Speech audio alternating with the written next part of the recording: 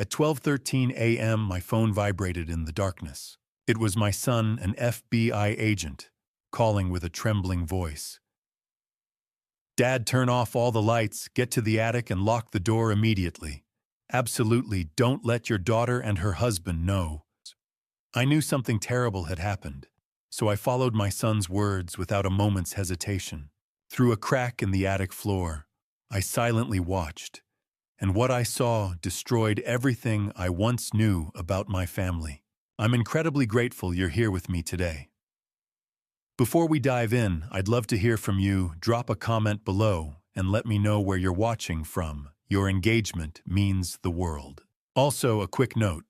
This story weaves together fictional elements for educational and storytelling purposes.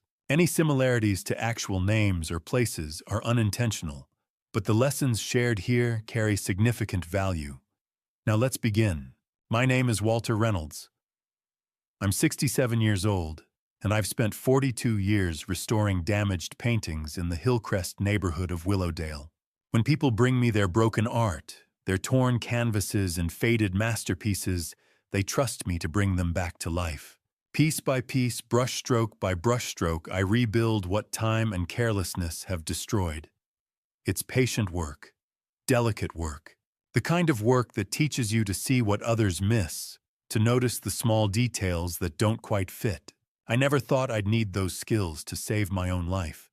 I live in a Victorian house on Maple Street, the kind with high ceilings and crown molding that my wife Helen always loved. She used to say the morning light through the east windows was perfect for painting.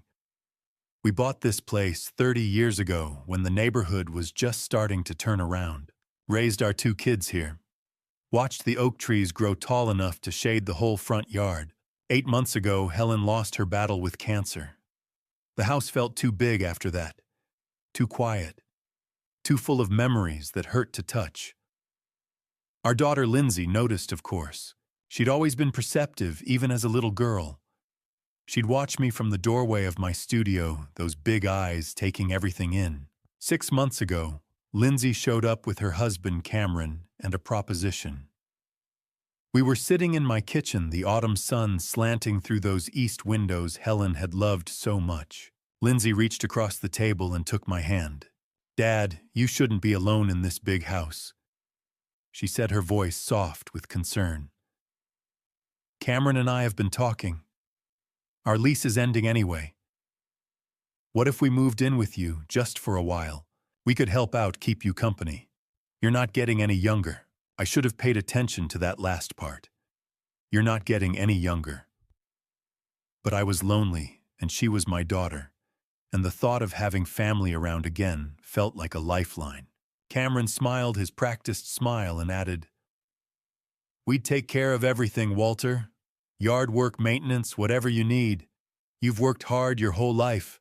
Time to take it easy." So I said yes. They moved in the following week. At first, it felt good having people in the house again. Lindsay would make dinner. Cameron would handle the bills that had been piling up. They were attentive, almost too attentive. Every time I turned around, one of them was there asking if I needed anything, if I was feeling all right, if I'd taken my vitamins.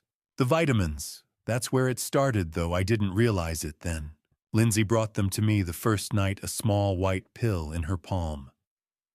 "The doctor prescribed these for you, Dad. They'll help with your memory, keep you sharp." I didn't remember going to any doctor, didn't remember any prescription, but Lindsay seemed so certain, so caring, that I swallowed it down with a glass of water. Every night after that, she'd bring me another pill. Sometimes Cameron would bring it instead, always with that same reassuring smile. "Doctor's orders," he'd say. "These will help." But I didn't feel helped. I felt foggy. My thoughts moved like honey, slow and thick. I'd walk into my studio and forget why I'd gone there. I'd start a sentence and lose the words halfway through.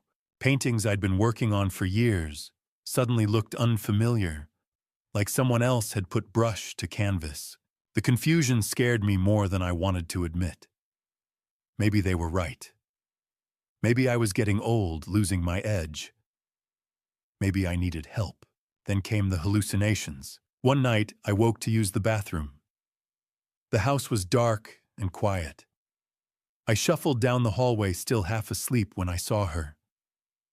Helen, standing in the corner of our bedroom, wearing the blue dress she'd been buried in.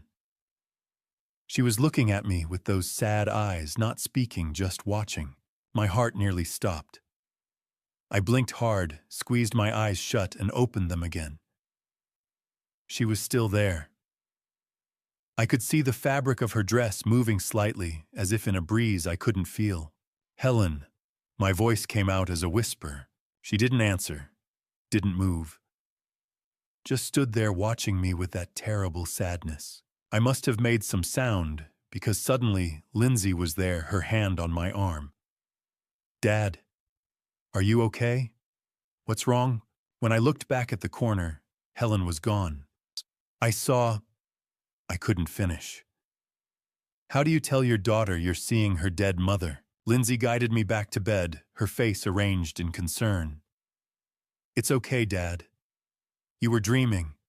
The mind plays tricks sometimes, especially at night. That's why you need your rest. And your vitamins." She tucked me in like I was a child, like I was helpless. The next morning, I felt like I was moving through water.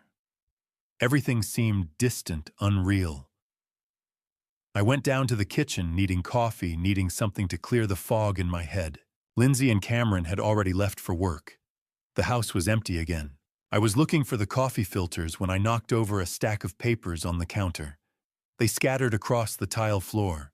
I knelt down to gather them up, my knees protesting the movement, when one particular page caught my eye. It was a form, official-looking, with the letterhead of some medical facility I'd never heard of. Evergreen Behavioral Center. But that wasn't what made my hands start to shake. It was my name at the top. Walter Reynolds. Age 67. And below that, a series of checkboxes. Delusions, hallucinations, paranoia, memory loss, inability to care for self, danger to self or others. None of the boxes were checked yet. The form was blank, waiting, but it was already filled out with my personal information. My date of birth, my address, even my social security number. Someone had prepared this. Someone was planning to have me evaluated, to have me declared incompetent. I stood there in my kitchen, the morning light streaming through Helen's favorite windows, holding that form in my trembling hands.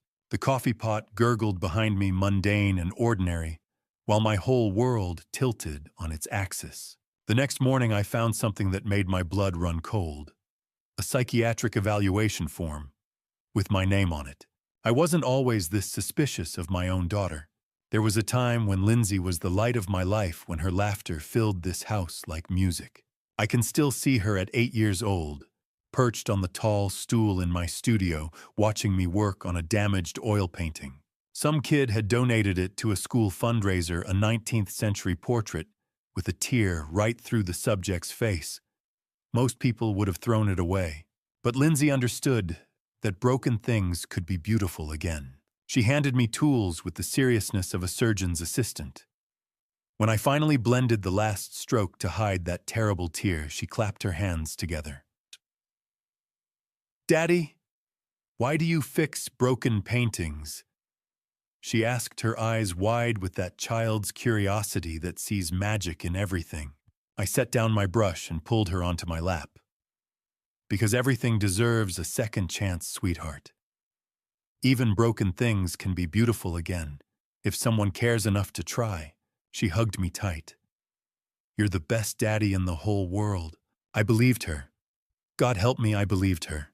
That was a long time ago. My little girl grew up, went to college, started her own life. She'd visit for holidays, call on Sundays, send photos of her adventures. Helen and I would look at those pictures together, proud of the woman she'd become. 2 years back, Lindsay called with exciting news. She'd met someone. His name was Cameron Drake, and from the way she talked about him, you'd think he'd hung the moon. He was charming, she said, successful, a consultant in real estate investment. He had smooth answers for everything and a smile that could sell ice in winter. They married the following summer, in a small ceremony at the Botanical Gardens. Cameron looked the part of the perfect son-in-law in his expensive suit. He shook my hand afterward, his grip firm and confident. "I'll take good care of her, Walter," he promised. "She's everything to me." I wanted to believe him. He was attentive to Lindsay, polite to us, always ready with a compliment. But looking back now, I can see the calculation behind every gesture. The way he'd steer conversations toward money, toward the value of our house, toward my retirement accounts. How he'd mention that healthcare costs were skyrocketing for people our age. How he'd suggest that Helen and I should think about planning for the future. But I was blind to it then. I just saw my daughter happy, and that was enough. 8 months before they moved in, cancer took Helen from me. It happened fast. One day she was complaining about being tired.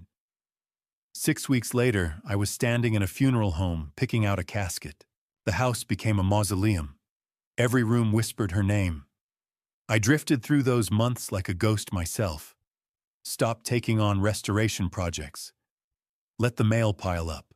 Blake, my son, called every few days from wherever the FBI had him stationed, his voice tight with worry. But he was too far away to help, and I was too numb to ask. That's when Lindsay started showing up more often. She'd bring groceries, cook meals I barely touched, sit with me in the living room. She was concerned, she said. I looked thinner. Tired. The house was too much for me to handle alone. Then came the day 6 months ago, when she arrived with Cameron, and a proposal I should have questioned. They sat across from me in the living room. Lindsay reached for my hand. "Dad, Cameron and I have been talking. You need family around you. This house is so big and you're here all alone. What if something happened?" Cameron leaned forward, his expression arranged in practiced sympathy. "We'd love to move in, Walter. Just temporarily while you get back on your feet. We could help with everything. The yard, the bills, making sure you're eating. Right, taking your medications." Medications. I wasn't taking any medications, but I was too tired to argue, too lonely to question. "Are you sure?" I asked. "I don't want to be a burden." "You could never be a burden, Dad," Lindsay said. "You took care of me my whole life. Let me take care of you now." So I said yes. I gave them keys to my house, my sanctuary, my home. They moved in on a Saturday morning in March. That first week, I actually felt grateful. The house had sound and motion again. Someone to talk to over morning coffee. But small things started changing. Cameron offered to help organize my bills.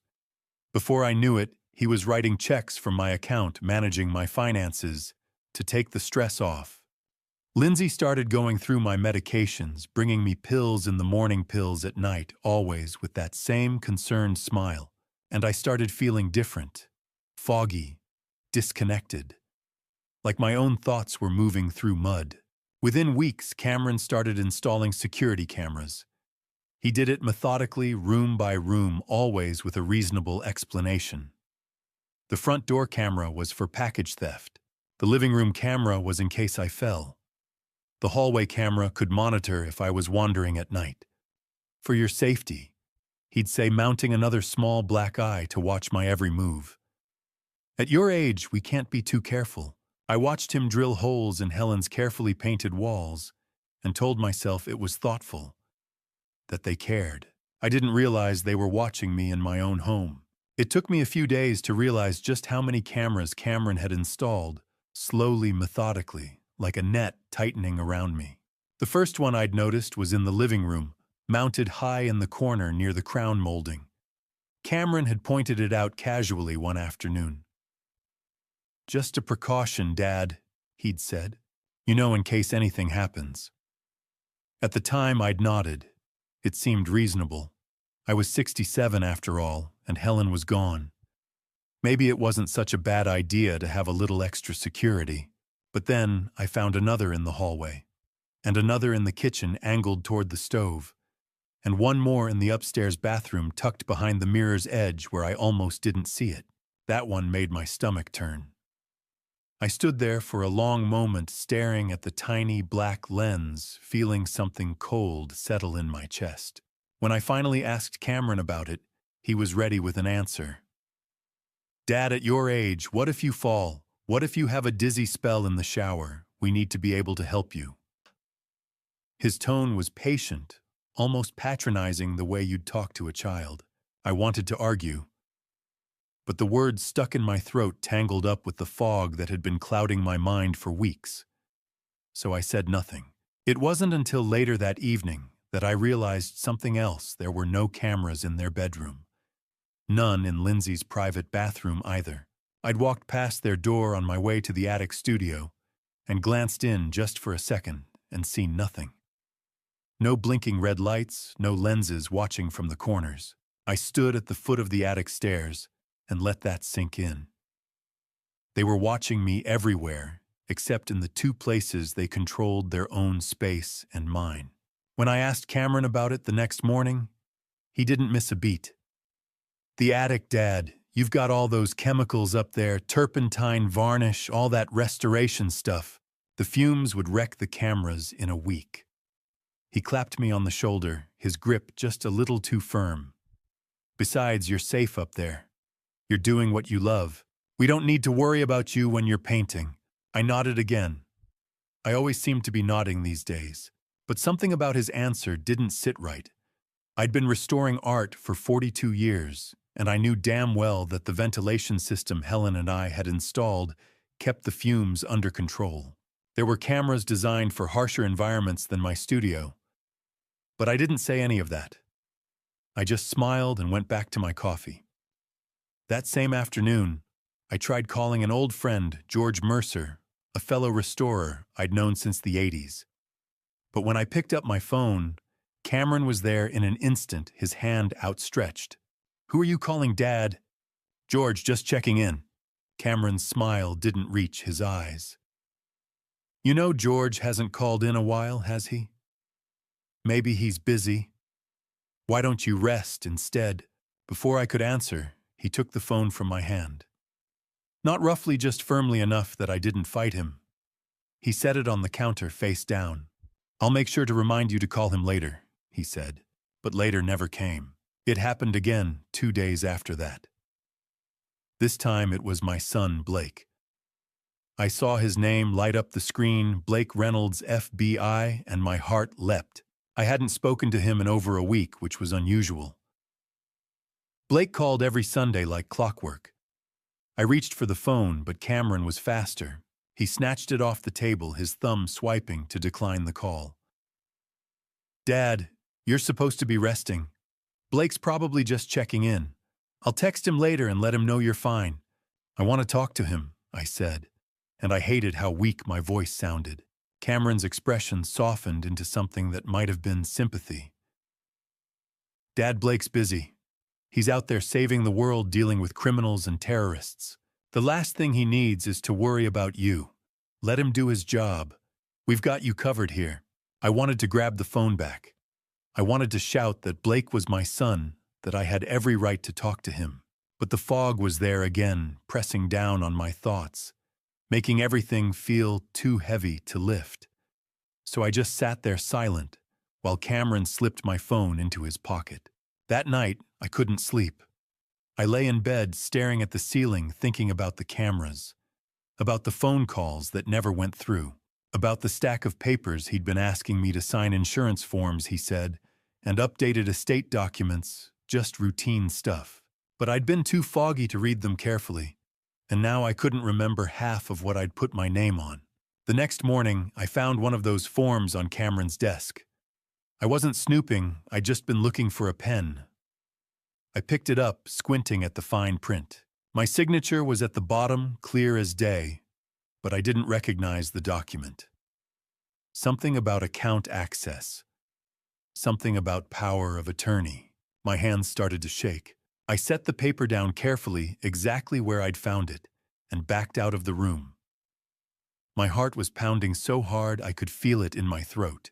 I didn't know what that paper meant, not yet, but I knew it wasn't good. That night, Lindsay brought me my vitamin. She always did it herself, never Cameron. She'd smile and hand me the little white pill with a glass of water, and she'd stand there watching until I swallowed. But this time I didn't. I took the pill, placed it on my tongue, and brought the glass to my lips. I let the water wash over it, but I didn't swallow. I kept the pill tucked under my tongue, hidden, while Lindsay watched me with that same patient smile. "Good," she said softly, brushing a strand of hair from my forehead. "Sleep well, Dad." When she left, I spat the pill into my palm. It was small and round and chalky white with no markings. I stared at it for a long time, turning it over between my fingers, wondering what they were really giving me. The pill dissolved in water, turning it a murky gray. Vitamins don't do that. I stood at the sink in my attic studio, watching the chalky residue swirl and settle at the bottom of the glass. I'd taken a real multivitamin from the bottle Helen and I used to share and dropped it into a second glass for comparison. That one fizzed briefly and dissolved clear, leaving only a faint orange tint from the coating. The pill Lindsay had given me last night left something else, entirely a gray sludge that clung to the sides of the glass like sediment. I poured both glasses down the drain and stood there for a long time, gripping the edge of the sink. I thought about Helen, about the night I'd seen her standing in the corner of my bedroom, her face pale and sad. I'd thought I was losing my mind. I'd thought grief had finally broken something inside me that couldn't be fixed. But it wasn't grief. It was the pills. I pulled out the old laptop I kept in the studio and opened a private browser window. My fingers felt clumsy on the keys, but I forced myself to type symptoms of hallucinations, drug-induced confusion, elderly. The results came back in seconds. Hallucinogens, benzodiazepines, sedative hypnotics. A dozen articles about elder abuse, about caretakers using medication to control or incapacitate their victims. I read them all, my chest tightening with every paragraph. The symptoms matched, every single one. I closed the laptop and sat in the dim light of the studio. My life's work surrounded me in half-finished paintings, and now someone, my own daughter, was trying to take it all away. But I needed proof. I needed to know for sure. That afternoon, Lindsay and Cameron left the house to run errands. I heard Cameron's voice in the driveway saying they'd be back in an hour, as if I were a child who couldn't be trusted to walk to the mailbox. I waited until I heard the car pull away. Then I moved. Cameron's office was on the first floor, just off the kitchen. He'd taken over what used to be Helen's sewing room. The door was usually locked, but today it wasn't. I stepped inside, my heart hammering in my chest. The desk was neat, organized to the point of obsession. A stack of folders sat in the center, labeled in Cameron's precise handwriting: insurance, estate, medical. I opened the one marked medical first. Inside, I found a glossy brochure for the Evergreen Behavioral Center. The cover showed a serene photograph of a modern building surrounded by trees. Specialized care for cognitive and behavioral health, the tagline read. Private rooms, 24-hour monitoring. A safe, compassionate environment for those who can no longer care for themselves. Beneath the brochure was a draft form, an intake evaluation for psychiatric commitment. My name was already filled in at the top, Walter Reynolds, age 67, and below that a checklist of symptoms, some already marked: hallucinations, delusions, paranoia. The boxes were checked in blue ink. Cameron's handwriting. I stared at the form for a long time, feeling something cold and sharp settle in my chest. This wasn't a precaution. This wasn't concern. This was a plan. They were going to have me committed. They were going to lock me away in that place, sign papers that said I was incompetent, and take everything I had. The house, the savings, the paintings, all of it. I took a photo of the form with the old phone from my studio and slipped it back into the folder exactly as I'd found it. My hands were steadier now. Anger has a way of clearing the fog. I was back in the living room, pretending to read a newspaper, when the knock came at the door. At first I thought it was Lindsay and Cameron returning early, but the knock was too soft, too hesitant. I opened the door to find Catherine Hayes standing on the porch, a ceramic dish covered in foil in her hands. Catherine was a fixture of the neighborhood, 65, silver-haired, with sharp eyes and a no-nonsense manner. She and Helen had been friends. I hadn't seen much of her since the funeral. "Walter," she said, her voice warm but cautious, "I brought you some casserole." She paused, her gaze sweeping over me. Her expression shifted. "Are you all right?" I opened my mouth to say yes the way I always did. But something stopped me. Maybe it was the way she was looking at me, not with pity, but with the sharp, clinical assessment of someone who'd spent 3 decades as a nurse. Catherine stepped inside, setting the casserole on the hall table. She lowered her voice. "Walter, I've been a nurse for 30 years. I know medication issues when I see them. You don't look well." I glanced toward the stairs, toward the cameras I knew were watching. But Catherine had already noticed. Her eyes flicked to the corner of the living room, to the small black lens mounted near the ceiling, and her mouth pressed into a thin line. Before I could answer, I heard the front door open. Lindsay's voice rang out bright and false. She appeared in the hallway a moment later, her smile freezing when she saw Catherine. "Mrs. Hayes, how nice of you to stop by. But Dad really needs to rest. Don't you, Dad?" Catherine didn't move. I appreciate your concern," Lindsay said, stepping between us. "But we have everything under control. Cameron and I are taking excellent care of him." Catherine's jaw tightened.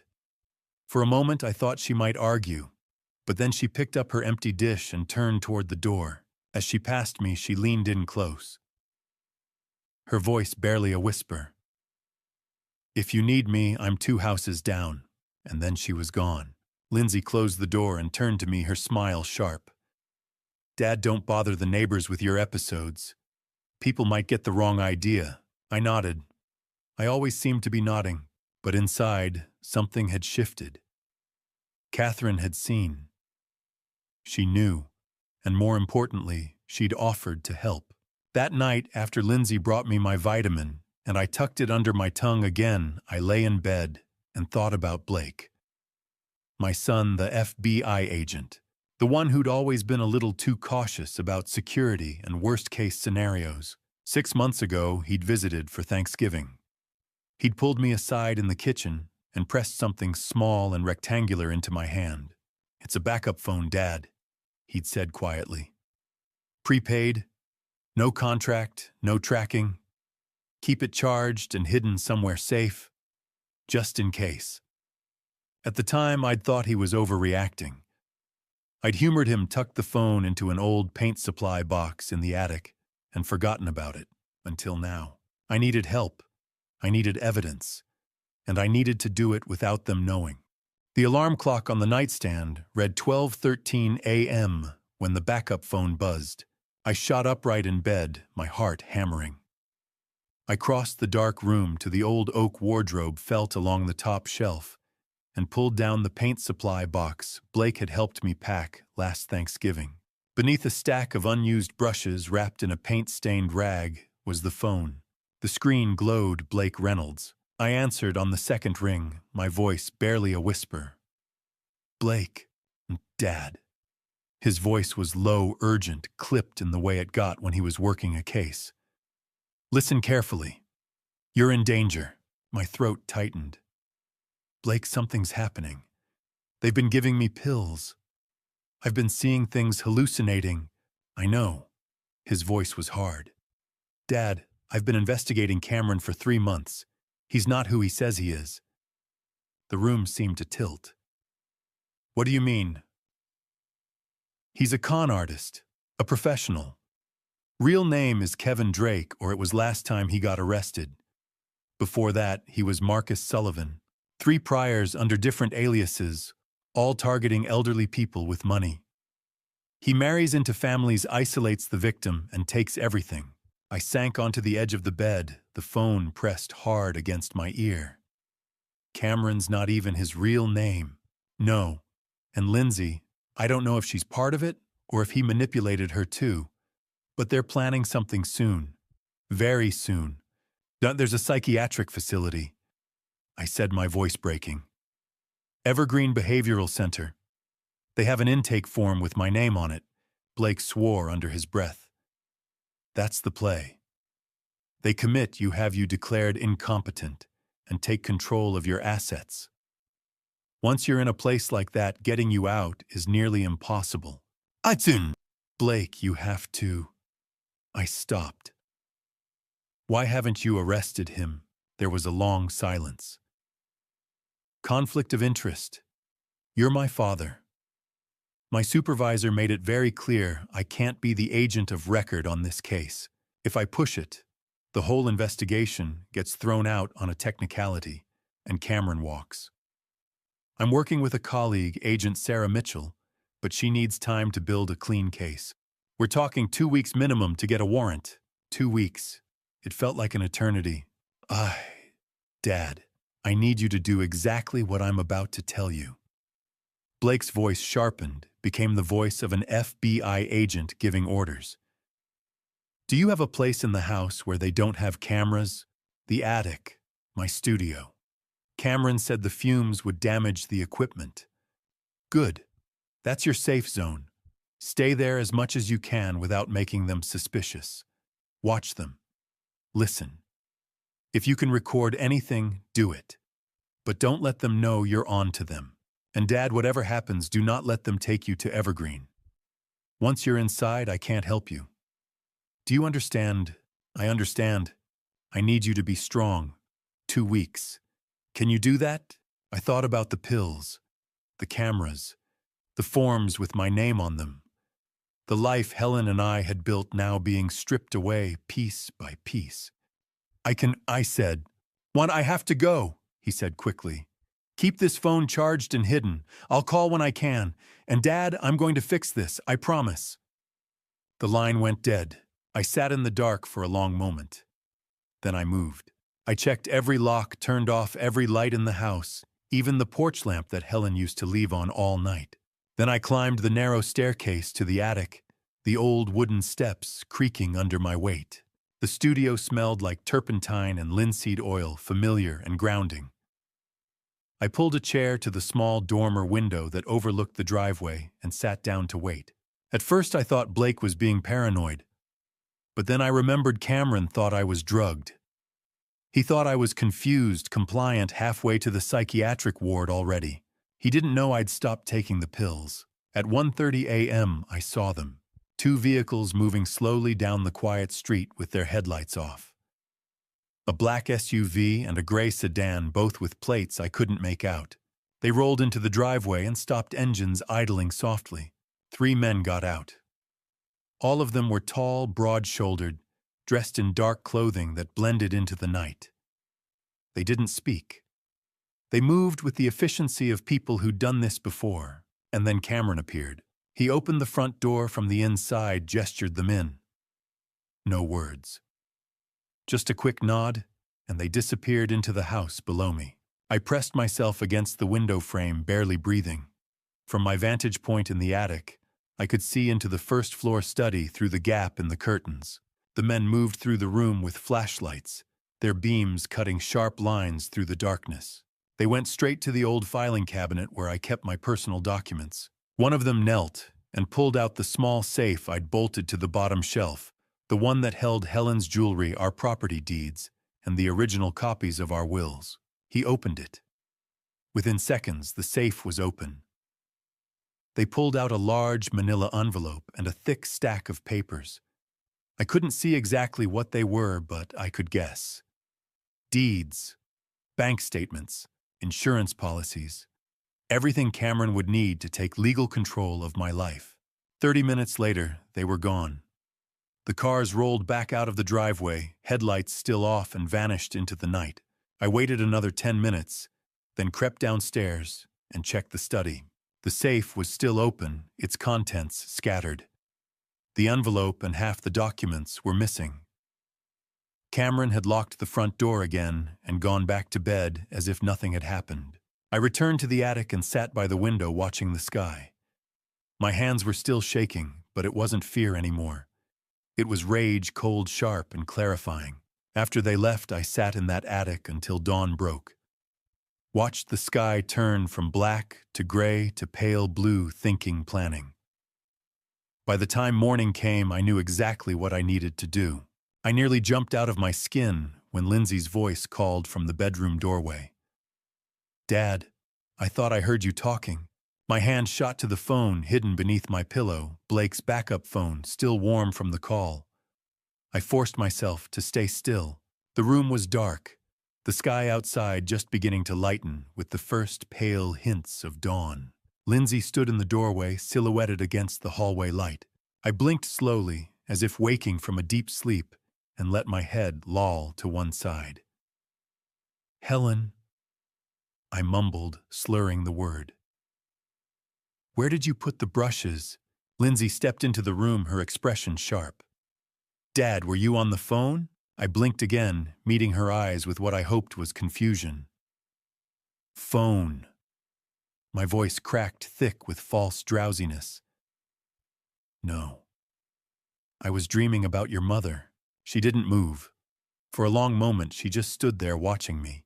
Then her gaze swept the room over the nightstand, where my regular phone sat untouched, over the wardrobe, over the rumpled blankets.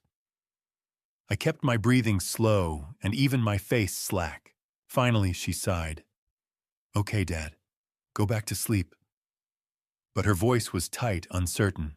She pulled the door closed, and I heard her footsteps retreat down the hall. I waited, counted to 60. Then I slipped the backup phone from under the pillow, wrapped it in an old shirt, and buried it at the bottom of the wardrobe beneath a stack of sweaters. My hands were shaking. That had been too close. A few hours later, after a tense breakfast, where I palmed Lindsay's vitamin under my tongue and spat it out in the bathroom, I made my announcement. "I think I'll spend the day in the attic," I said, keeping my tone casual. "Need to sort through some old paintings." Lindsay looked up from her coffee, her smile a little too bright. "That's nice, Dad. Just don't overdo it, okay?" Cameron called from the kitchen, his voice cheerful and false. "Yeah, Dad. Take it easy up there." I nodded and climbed the narrow staircase to the attic. The studio smelled the way it always had, linseed oil and turpentine, old wood and dust. Sunlight streamed through the dormer window, cutting bright shafts through the air. This was my sanctuary. Helen and I had converted the attic together 30 years ago. Every corner of this room held a memory. 17 paintings were stored here in various stages of completion. A Hudson River School landscape from the 1870s. A Victorian-era portrait of a young woman in a lace collar. A Baroque still life that I'd been restoring for a museum before Helen got sick. And then there was the portrait of Helen herself. I turned to look at it now, leaning against the far wall. Life-sized, painted in oils 30 years ago when we were newlyweds. She wore a navy blue dress, her hands folded in her lap, holding a single white rose. Her expression was serene, faintly amused, as if she'd been listening to a joke I'd just told. It was the best work I'd ever done. For 15 years, it had hung in the living room above the fireplace, watching over the house. Until 3 weeks ago, when I'd told Lindsay I wanted to bring it up here for cleaning. She'd helped me carry it upstairs, and I'd promised to rehang it soon. I hadn't, and now I was glad.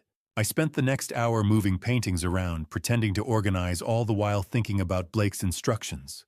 Watch them. Listen. Record anything you can. At one point, I knelt down to shift a canvas and noticed something I'd never paid attention to before: a gap in the floorboards. Not large, maybe half an inch wide, where the old wood had settled and shrunk over the decades. I pressed my face close to the floor and peered through. Below me, I could see straight down into the living room. The angle was perfect. From here, I had a clear view of the sofa, the coffee table, even the front door. I could see Lindsay sitting on the couch, her phone in her hand. A moment later, Cameron walked into view, carrying something, a thick stack of cash bundled with rubber bands. He dropped onto the sofa beside her and started counting it. Hundreds, by the look of them. Lindsay said something I couldn't hear, her face tense, and Cameron laughed, a sharp, dismissive sound that carried even through the floorboards. I watched their body language. Cameron grinned, gesturing with the cash. Lindsay shook her head, glanced toward the stairs, bit her lower lip. She looked nervous, afraid even, or maybe guilty. But I couldn't hear them. The floor was too thick, the distance too great. I could see, but I couldn't listen. And without sound, all I had were guesses. I sat back on my heels, frustrated. I need to hear them. I need evidence. Real evidence. I turned back to the workbench, scanning the clutter of tools and supplies. My gaze landed on the small digital camera I used for documentation, photographing paintings before and after restoration. It was old, but functional, with a decent video mode and a built-in microphone. The memory card could hold hours of footage. I picked it up, turning it over in my hands. The lens was small, unobtrusive. If I could hide it somewhere with a good view of the living room, somewhere they looked at every day, but never really noticed. My eyes drifted back to the portrait of Helen. It hung in the living room for 15 years, right above the fireplace facing the sofa. The frame was 4 inches wide, solid oak with a hollow space behind the canvas where the backing board sat. There was room in there. Enough room to tuck a small camera into the corner angled just right, and no one would ever suspect. Why would they? It was just a painting. A portrait of my late wife, a fixture of the house, something they saw every day but never truly noticed. The plan started to take shape. I had the camera. I had the location. Now I just needed to figure out how to hide it in plain sight, without them knowing I'd been anywhere near that portrait. Installing a camera in my wife's portrait felt like a betrayal. But Helen would understand. She always did. I sat in the attic studio staring at the small digital camera I'd ordered 2 days ago, a surveillance device no bigger than a coin with a pinhole lens and built-in Wi-Fi. It had arrived at Catherine Hayes's house that afternoon, hidden in a plain brown box. Catherine had knocked on the back door while Lindsay and Cameron were out, slipped the package into my hands, and left without a word. Now the camera sat on my workbench, gleaming under the light. Motion activated. 1080p resolution, night vision, rechargeable battery, good for 7 to 10 days. And most importantly, small enough to hide in plain sight. I thought about Helen's last words to me, spoken in the dim quiet of the hospice room 8 months ago. Her hand had been so light in mine, fragile as paper, but her grip had been firm. "Take care of yourself, Walter," she'd whispered. "Don't let anyone take advantage of your kindness. You're too good, you know that, too trusting." At the time, I'd brushed it off. "Who would take advantage of me, Helen? I'll be fine." She'd smiled, sad and knowing. "Promise me. Promise you'll be careful." "I promise." I hadn't understood then, but I understood now. Helen had seen something in Lindsay. Maybe not the full scope of it, but enough to worry, enough to warn me. And I'd been too grief-stricken, too distracted to notice the signs. I looked at the portrait leaning against the wall, the one I'd painted 30 years ago, when Helen's hair was still dark and her eyes still bright. Her face gazed back at me, serene and steady. "Forgive me, sweetheart," I thought. "I'm using your beautiful face to catch the ugly truth about our daughter. But I know you'd want me to protect myself." I picked up the camera and got to work. The first step was to tell Lindsay I was bringing the portrait back downstairs. I found her in the kitchen that afternoon, scrolling through her phone. She looked up when I appeared in the doorway. "Lindsay," I said, keeping my voice casual, "I'm bringing your mother's portrait back down today. The frame's fixed." She blinked, surprised. "Oh. Dad, you don't have to go to all that trouble." I cut her off, my voice firmer than it had been in weeks. "This is your mother. I painted this. I'm not leaving it damaged." For a moment, she just stared at me. It was the first time I'd pushed back against her in months, the first time I'd refused to be placated or redirected. "Okay, Dad," she said slowly. "Whatever you want." Cameron glanced over from the sink, his expression unreadable. "Need help carrying it down, Dad?" "No," I said. "I can manage." I climbed back upstairs, my heart pounding. The installation took 2 hours. I worked methodically the way I always had when restoring a painting. First, I laid the portrait face down on the workbench. Then, I removed the small tacks holding the backing board in place, gently lifting it away to reveal the hollow space behind the canvas. The stretcher bars created a gap of about 2 inches between the painted surface and the backing. Plenty of room. I studied the back of the canvas, tracing the faint outline of Helen's face through the weave of the fabric. Her eyes. That's where the camera needed to go. Using a precision drill bit, just 2 millimeters wide, I carefully pierced a hole through the canvas from the back, positioning it at the exact center of her left pupil. The drill bit slid through easily, and when I held the canvas up to the light, I could see a pinpoint of brightness where the hole had opened. Her eyes always seemed to follow you around the room, I thought. Now they really would. I mounted the camera on a small strip of double-sided tape, pressing it firmly against the back of the canvas so that the lens aligned perfectly with the pinhole. Then I powered it on and connected my old tablet to the camera's Wi-Fi signal, an independent network that wouldn't show up on Cameron's router. The app loaded slowly, and then the screen flickered to life. I was looking at my own workbench from the camera's perspective. The image was dim light, struggled to pass through such a small opening, but it was clear enough. I tested the microphone by speaking aloud. A moment later, I played back the recording. My voice came through crisp and clear. Perfect. I carefully replaced the backing board, securing it with the tacks, and turned the portrait over. From the front, there was nothing. No sign of the camera, no hint of the tiny lens hidden in the painted pupil. Just Helen's face unchanged, watching the world with the same calm patience she'd always had. I sat down and looked at her. Forgive me, sweetheart," I said quietly. "I'm using your beautiful face to catch the ugly truth about our daughter. But I know you'd want me to protect myself. You always did." In the silence, I felt something, a faint sense of reassurance, as if Helen were standing beside me, her hand on my shoulder. Carrying the portrait downstairs was harder than expected. The frame was solid oak, heavy and unwieldy. I maneuvered it into the living room and lifted it carefully onto the hooks above the fireplace, the same spot it had occupied for 15 years. The angle was perfect. Helen's gaze and the camera's lens looked straight across the room toward the sofa and the coffee table. Anyone sitting there would be directly in view. Lindsay appeared in the doorway a moment later, her arms crossed. She looked at the portrait, then at me. "It looks good, Dad," she said softly. "Mom looks beautiful." "She always was," I replied. She stood there for a few seconds longer, then turned and walked away. She had no idea Helen was watching her now. That evening, I sat in the attic with the tablet in my lap. At 9:47 p.m., the motion sensor activated. Lindsay and Cameron walked into view and sat down on the sofa directly beneath the portrait. And they started talking. I will never forget the first words I heard through that camera.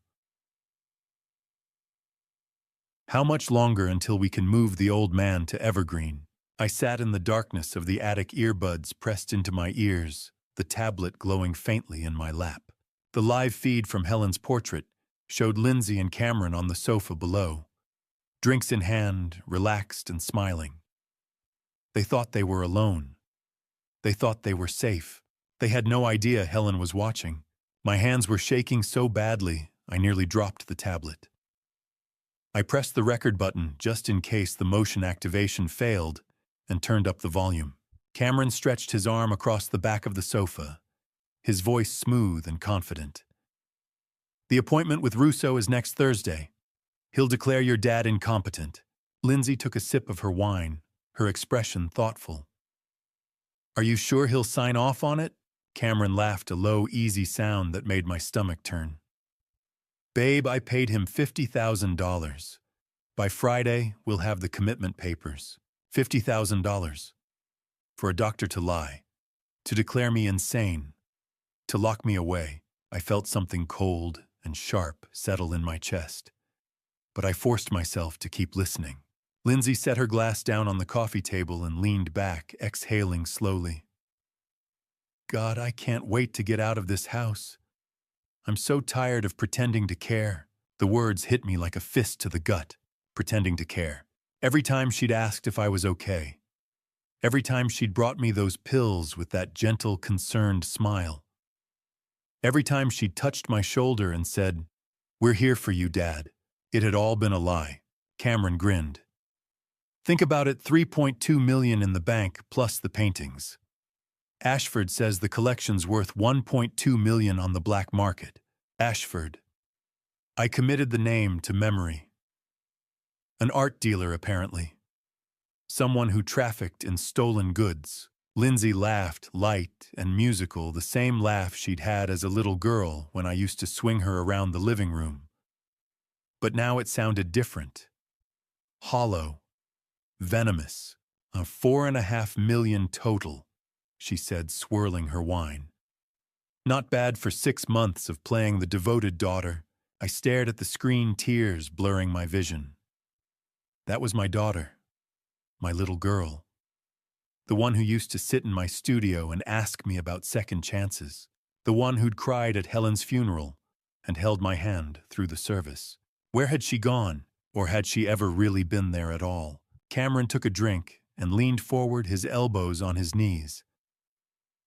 The drugs, the isolation, everyone in town thinks Walter's losing his mind. Mrs. Hayes almost screwed things up, Lindsay said, her voice edged with irritation. Cameron waved a dismissive hand. No one listens to nosy old women.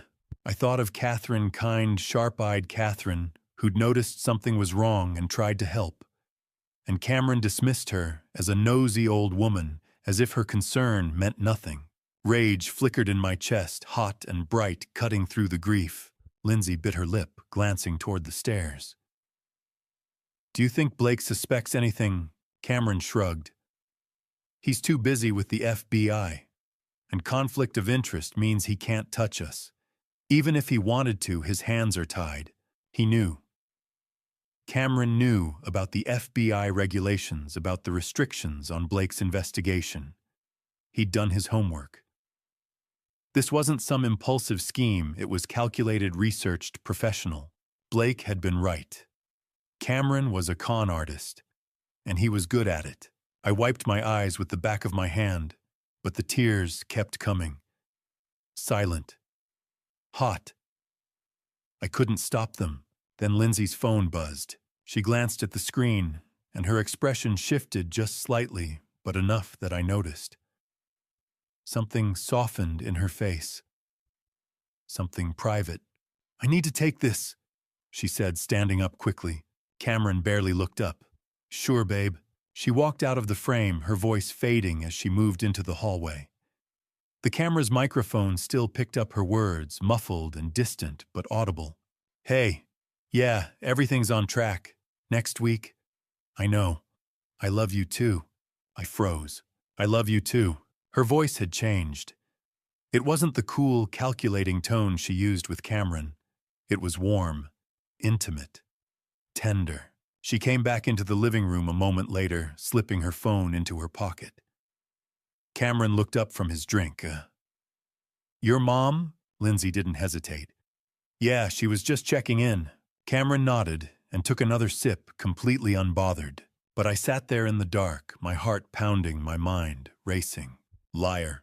Lindsay's mother, my wife, had been dead for 8 months. So who the hell had she just told she loved?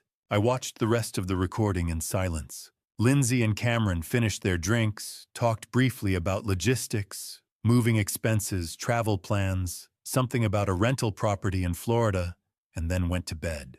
By the time the feed went dark, it was past midnight. I sat in the attic for a long time after that, staring at the frozen image on the tablet screen. Lindsay's face caught mid-laugh, her eyes bright with satisfaction. I saved the recording. Every word, every laugh, every moment of betrayal. The file uploaded automatically to a cloud account I'd set up under a fake name, one more precaution Blake had taught me years ago, back when I thought he was being paranoid. But that phone call haunted me. I love you too. Who was she saying that to? Because it sure as hell wasn't Cameron sitting right next to her. The next morning, Catherine Hayes was standing on my doorstep. And she wasn't leaving without answers. I saw her through the front window before she knocked, silver hair pulled back in a neat bun, her posture rigid with determination.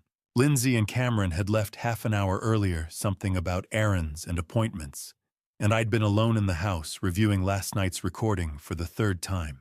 When the knock came, I hesitated. But then I remembered the way Catherine had stood up to Cameron, the way she'd called elder abuse by its name, and I opened the door.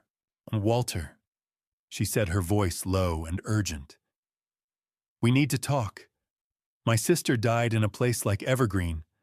I recognized the pattern. I stepped aside and let her in. We sat in the attic, the safest place in the house. Catherine didn't ask why I led her there. She just followed her sharp eyes, taking in the paintings, the workbench, the small tablet I'd left sitting by the window. "Your sister?" I asked quietly. Catherine nodded, her hands folded tightly in her lap. "Sarah, my younger sister. 10 years ago, her daughter-in-law had her committed to a facility just like Evergreen. Said Sarah was delusional, a danger to herself. Within 6 months, Sarah was dead. And by the time I found out what was really happening, it was too late." Her voice cracked on the last word, and I saw the weight of a decade's guilt settle across her shoulders. "I didn't fight hard enough for her," Catherine said. "I let them convince me she was sick, that the family knew best. I won't make that mistake again."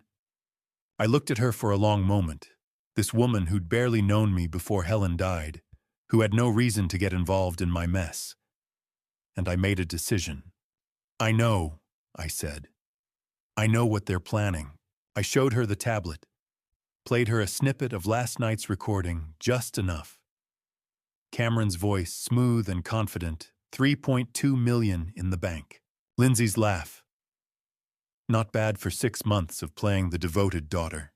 Catherine's face went pale, then red with fury. "I called your son," she said, her voice shaking. "Blake. I found his number in the FBI directory, and I called him 2 days ago.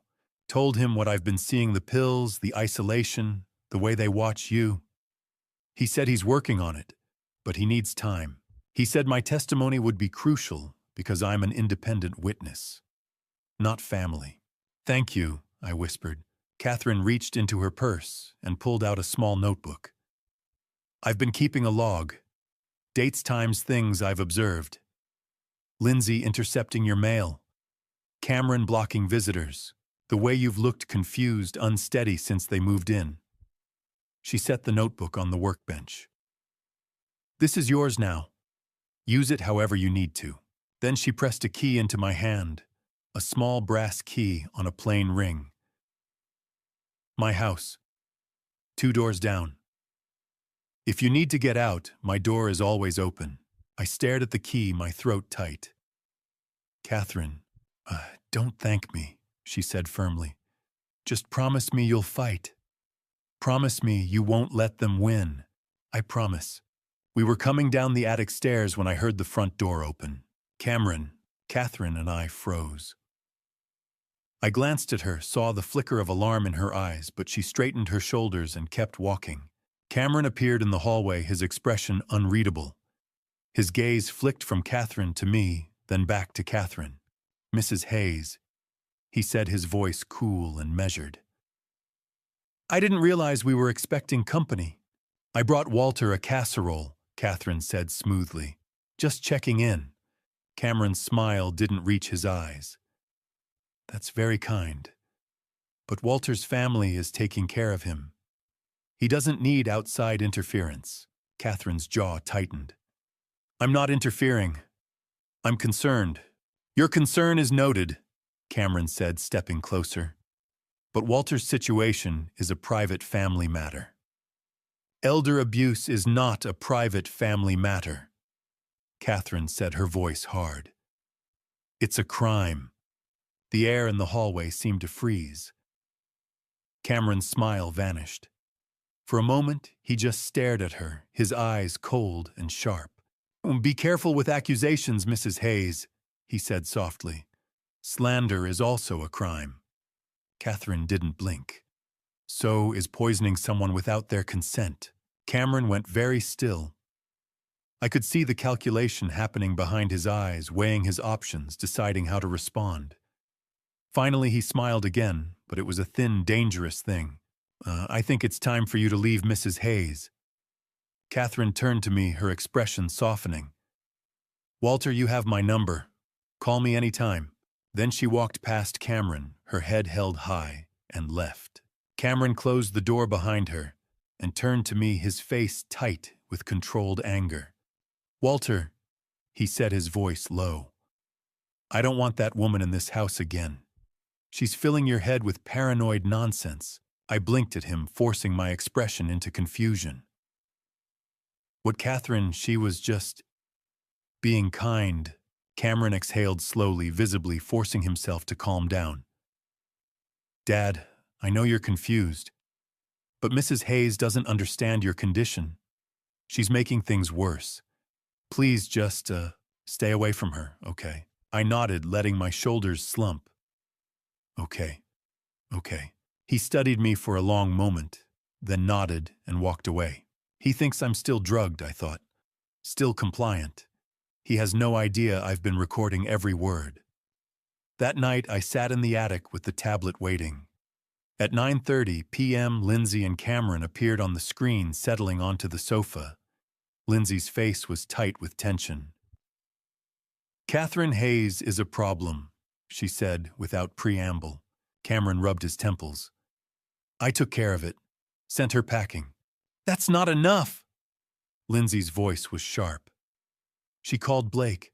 We need to move faster." Cameron looked up. "How much faster?" Lindsay was silent for a moment, thinking.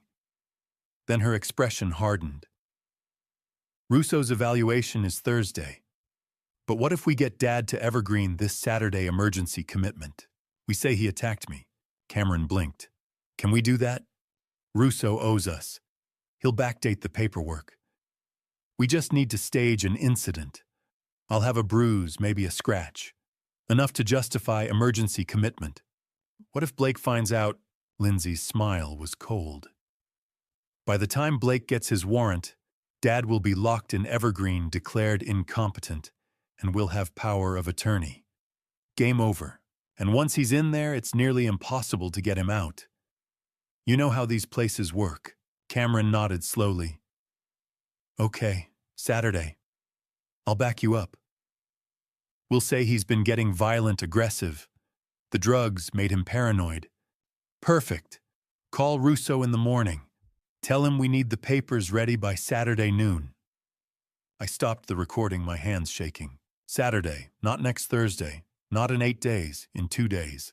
Blake had said he needed 2 weeks to get a warrant. But Lindsay and Cameron were moving the timeline up. They were going to lock me away in 48 hours, and there was nothing Blake could do to stop it in time. 2 days. I had 2 days to gather enough evidence, pull Blake in, and stop them from taking me to Evergreen. And I still didn't know who Lindsay was really working with. I spent that entire day researching Evergreen Behavioral Center. What I found made my blood run cold. I sat in the attic with my old laptop balanced on my knees, connected to the internet, through a mobile hotspot from Blake's backup phone. I couldn't risk using the house Wi-Fi. Cameron would see the search history.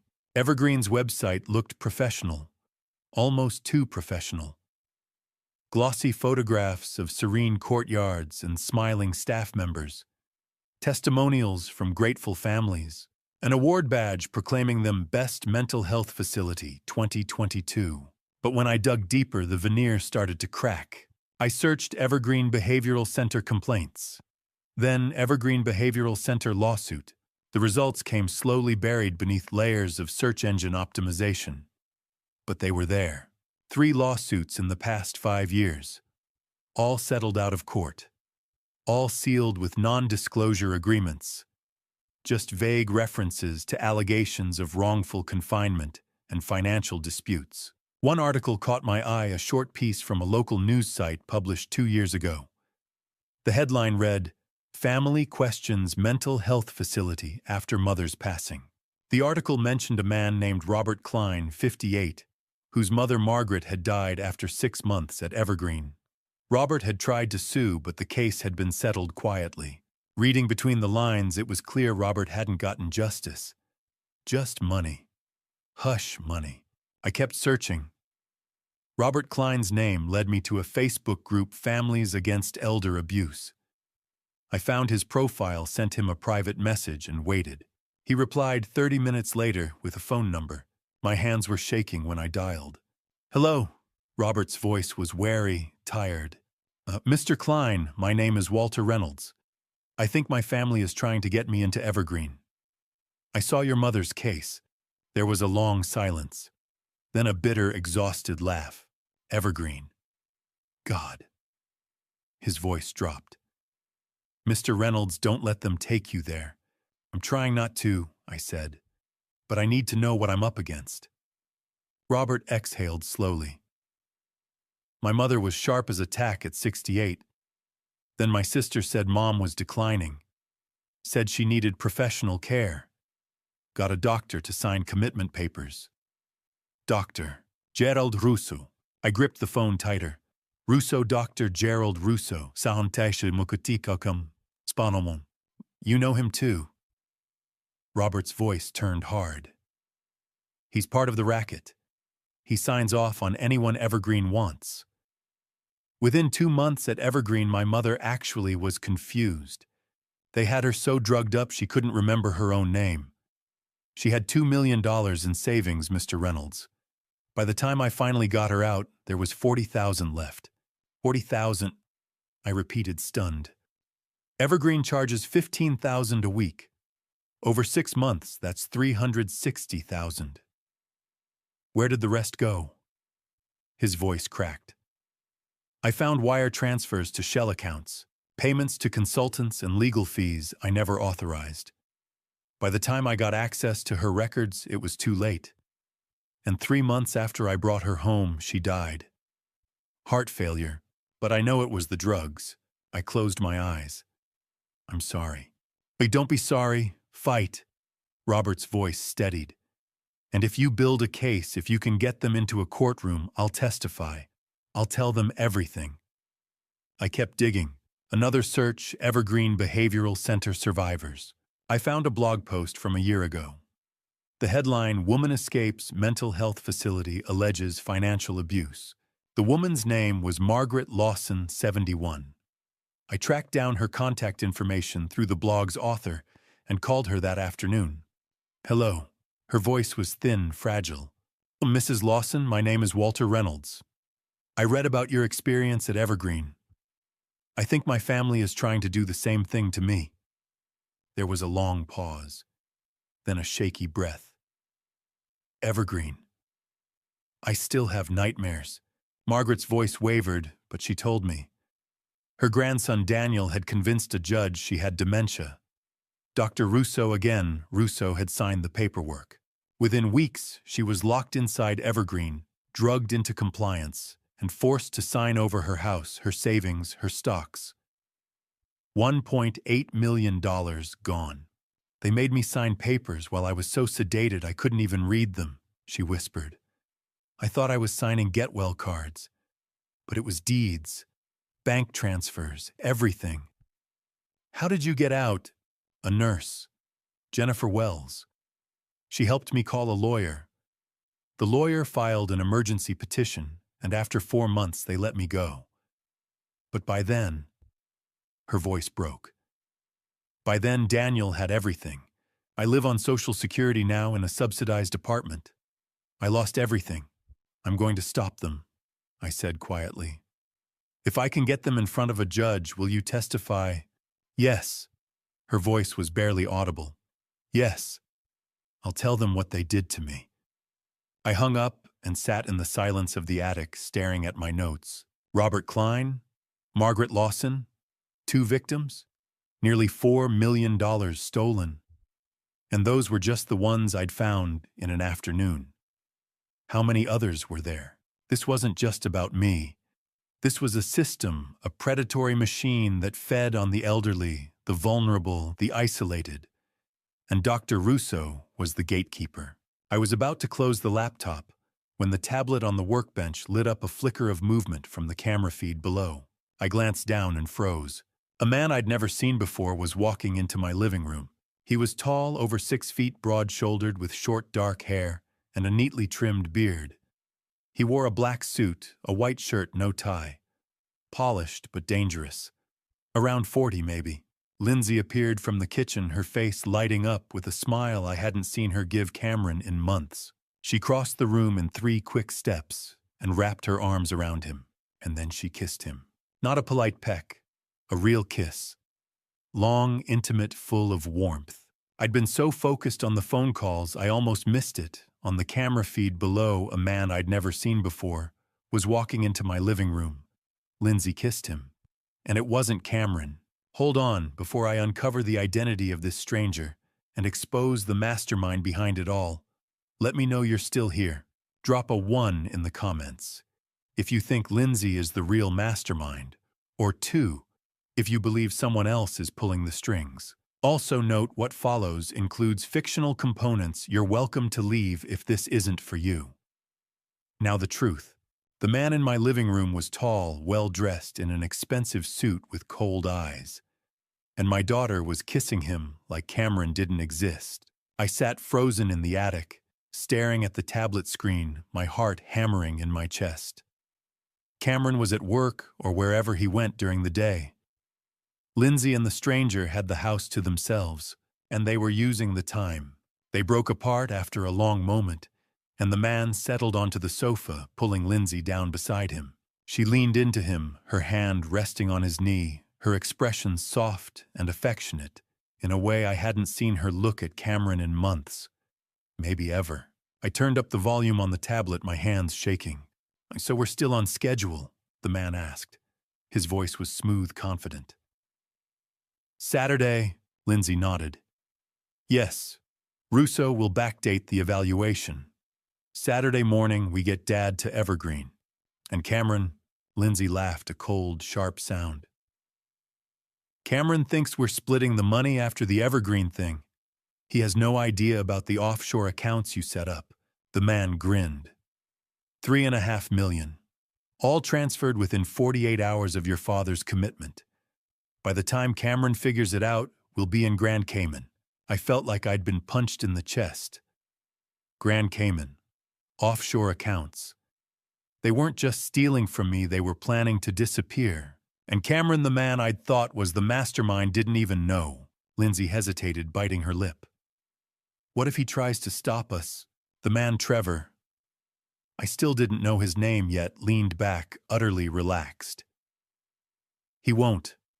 I've been setting him up for months. The paper trail shows he's the one defrauding your dad. All the documents, all the communications with Russo. Cameron's name is on everything." My stomach turned. Cameron was being framed. He was a patsy, a scapegoat. And when this all came crashing down, he'd be the one holding the bag. Lindsay smiled, leaning in to kiss the man again. "You're brilliant, Trevor." Trevor. Finally, I had a name. "I know," Trevor said, smirking.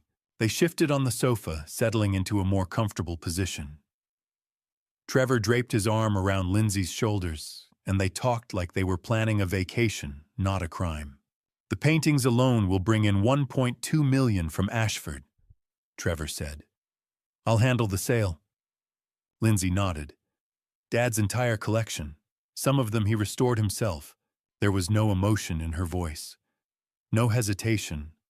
She was talking about my life's work paintings I'd spent years bringing back from ruin like they were furniture she was selling at a garage sale. Trevor shrugged. "Sentimental value doesn't pay for a Caribbean penthouse, babe." Lindsay was quiet for a moment. Then she sighed. "Sometimes I wonder if we're going too far." For a split second, I felt a flicker of hope. Maybe she still had a conscience. Maybe there was some part of my daughter left inside her. But Trevor's response crushed that hope immediately. "Too far?" His voice turned sharp, almost annoyed. "Lindsay, you came to me 3 years ago. Your exact words, 'My dad is sitting on a pile of money, and I'm drowning in debt.' This was your plan.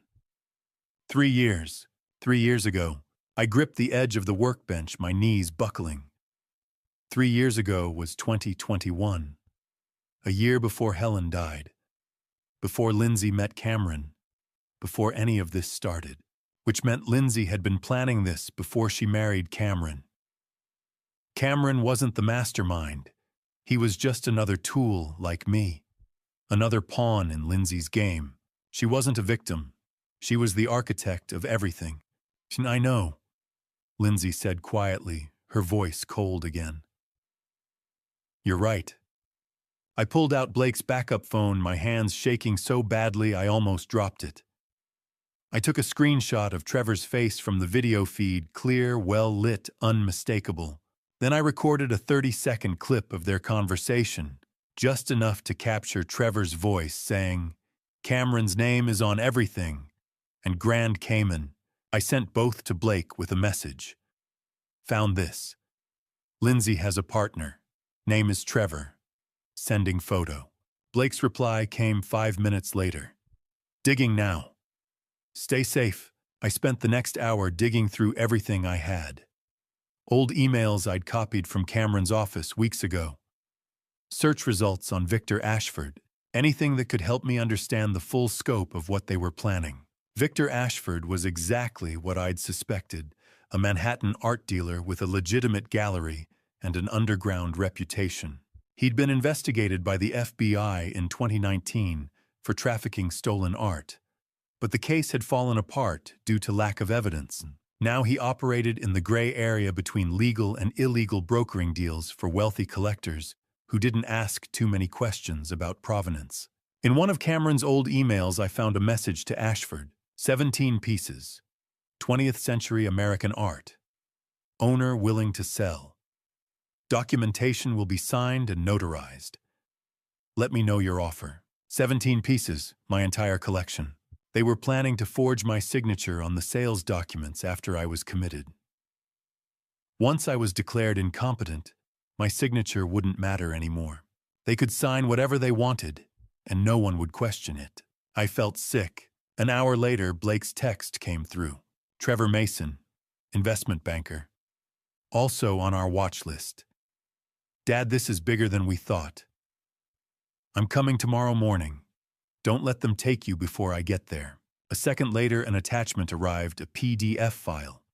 I opened it with trembling hands. Trevor Mason, age 39. Investment banker at Crestview Capital, a private equity firm in Manhattan. On FBI watch list since 2022 for suspected money laundering and financial fraud. Not yet charged due to insufficient evidence. There was more. 2 prior relationships with wealthy women, both ending with mysterious financial losses. No charges filed. No evidence strong enough to prosecute. But the pattern was clear. Trevor was a professional con artist, and Lindsay wasn't his victim. She was his willing partner. Blake's text arrived an hour later. Trevor Mason, investment banker. Also on our watch list. Dad, this is bigger than we thought. I'm coming tomorrow morning. Don't let them take you before I get there. Friday morning, Dr. Gerald Russo arrived at my door with a briefcase and a smile that didn't reach his eyes. I'd been awake since 4, sitting in the attic with the tablet watching the live feed from Helen's portrait. Lindsay and Cameron had spent the night whispering plans I couldn't quite hear through the walls. But I knew what was coming. Russo's evaluation was the final piece. Once he signed the papers, they could take me to Evergreen. I heard the doorbell ring. Heard Lindsay's bright, false voice. Dr. Russo, thank you so much for coming. I made my way downstairs slowly, deliberately. I had to play the part, confused, compliant, harmless. If Russo suspected I knew what he was doing, he might change the plan, and I needed him on camera. Lindsay met me at the bottom of the stairs, her hand on my elbow. Dad, Dr. Russo is here to help you. Just answer his questions honestly, okay? I nodded. Okay. We sat in the living room. Russo in the armchair across from me, Lindsay and Cameron hovering nearby. Above us, Helen's portrait watched in silence. Russo opened his briefcase and pulled out a clipboard. Mr. Reynolds, how are you feeling today? I'm fine, Doctor. Your daughter tells me you've been confused lately, Seeing things that aren't there, I kept my expression neutral. I don't know what she means. Russo made a note. He wasn't listening. He was going through the motions, checking boxes on a script he'd already written. What year is it? He asked. Who is the current president? Donald Trump. What day of the week is it?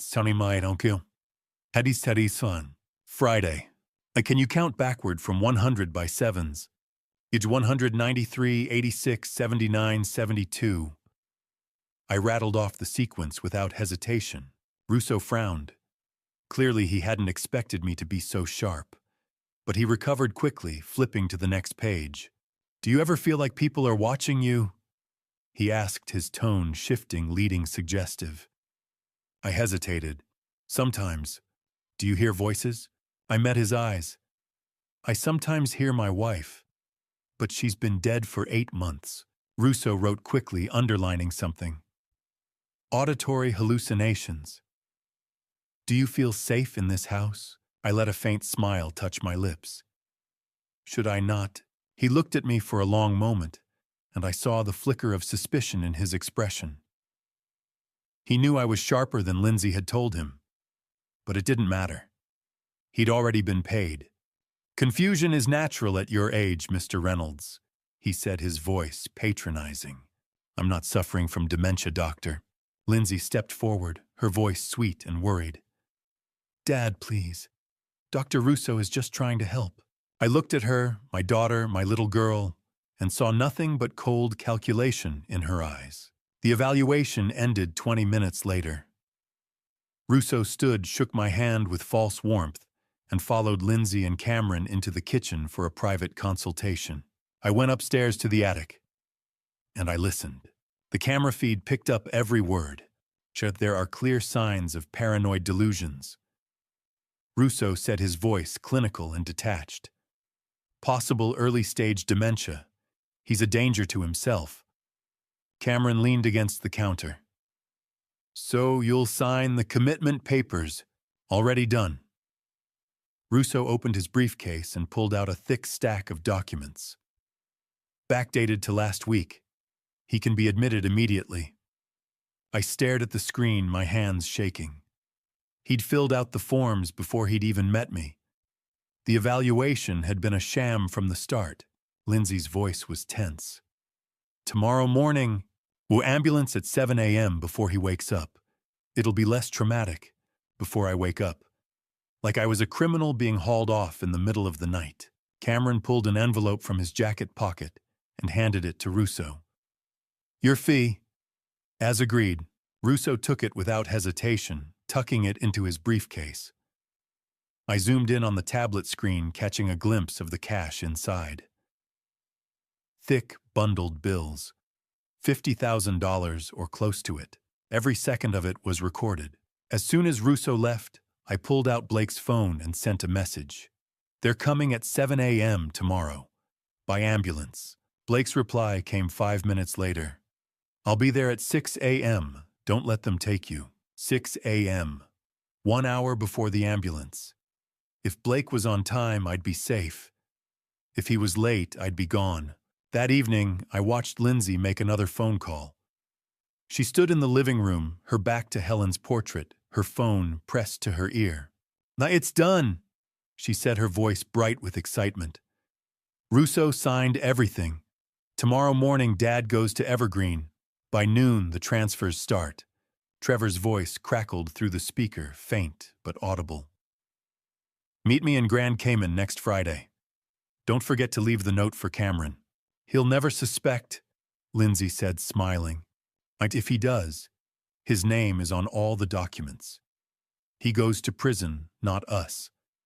Lindsay laughed, soft and satisfied, and I felt something in me harden into ice. That night, I didn't sleep. I sat in the attic reviewing every second of footage I'd captured. Russo's fake evaluation, the bribe, Lindsay's phone call with Trevor. I copied everything to 3 USB drives. One I hid in the paint supply box. One I tucked into the inner pocket of my jacket. and the third I slipped into an envelope and carried to Catherine Hayes's house at 2 in the morning. She answered the door in her bathrobe, her face pale with worry. "Walter, keep this safe," I whispered, pressing the envelope into her hands. "If anything happens to me, give it to Blake." She nodded, her grip firm. "I will." By the time I returned to the attic, it was nearly 5 a.m. Blake would arrive in an hour. The ambulance in 2. I just had to hold on. At 5:30 a.m., I heard a car pull up outside. Then another. I looked out the window and felt my stomach drop. 2 vehicles sat in the driveway. One was a white van with the words "Private Medical Transport" stenciled on the side. The other was a black sedan, windows tinted.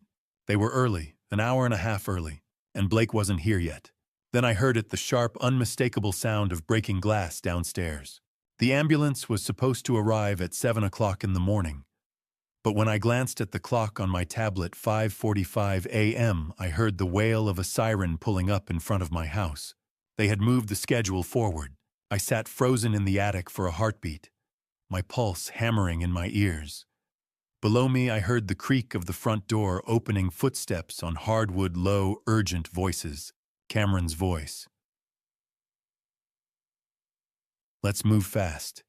Get him before he wakes up." Lindsay's reply was soft, chillingly calm.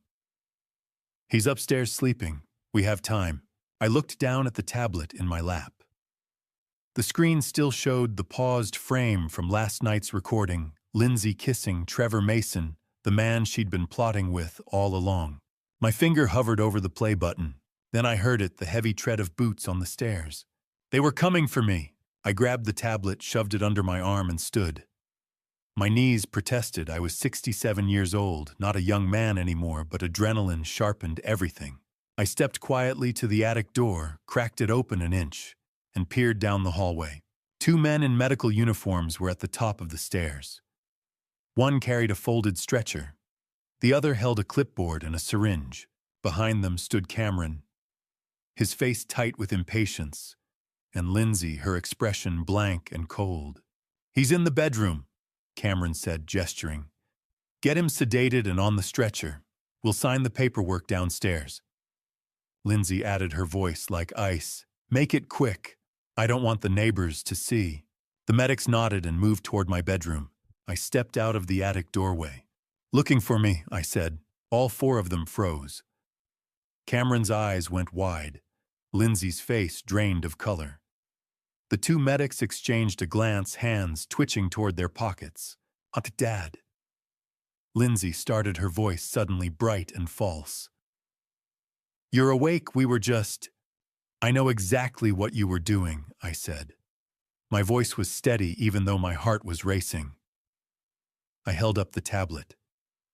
"And I have proof." Cameron's face twisted. "You don't know what you're talking about. You're confused. That's why we're getting you help. The help." I laughed, a bitter sound. "You mean Evergreen Behavioral Center, the place where elderly people go in with millions and come out in body bags?" Lindsay's mask slipped. Her eyes narrowed. "Dad, you need to calm down." "I recorded everything," I said. I tapped the tablet screen.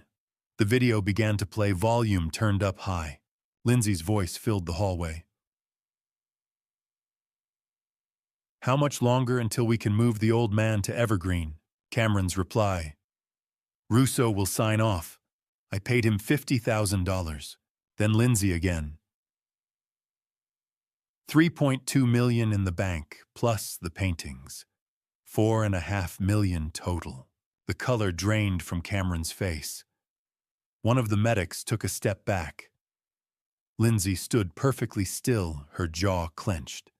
"You drugged me." I continued, my voice rising. "You isolated me. You bribed a psychiatrist to declare me insane. You forged documents. And you plan to steal everything I've worked for my entire life." Cameron lunged forward. "Give me that tablet. Touch it and you'll regret it." I snapped, stepping back. "I've already made copies, 3 of them. One is with my neighbor, Catherine Hayes. One is uploaded to a secure cloud account. And one is with my son Blake. At the mention of Blake's name, Lindsay's composure shattered. You called Blake? Her voice was shrill, now panicked. I didn't have to, I said. He's been investigating you for months. Cameron turned on Lindsay. You said Blake wouldn't be a problem. You said he was too busy with the FBI to care. He was, Lindsay shot back. Until your greed made us move too fast. The two medics edged toward the stairs. We're not part of this, one of them muttered. We were just hired to... Not hired by who? I demanded. The medic hesitated, then pointed at Cameron. Him. He paid us $5,000 to show up early and pick you up before... A sharp voice cut through the chaos from the front door below. Freeze. This is the FBI. All of us turned. Heavy footsteps pounded up the stairs. Blake appeared, first badge in hand, his face hard and cold. Behind him was a woman in a dark suit, Agent Sarah Mitchell, according to the ID clipped to her belt. Two uniformed police officers followed. Blake's eyes swept the scene, me clutching the tablet.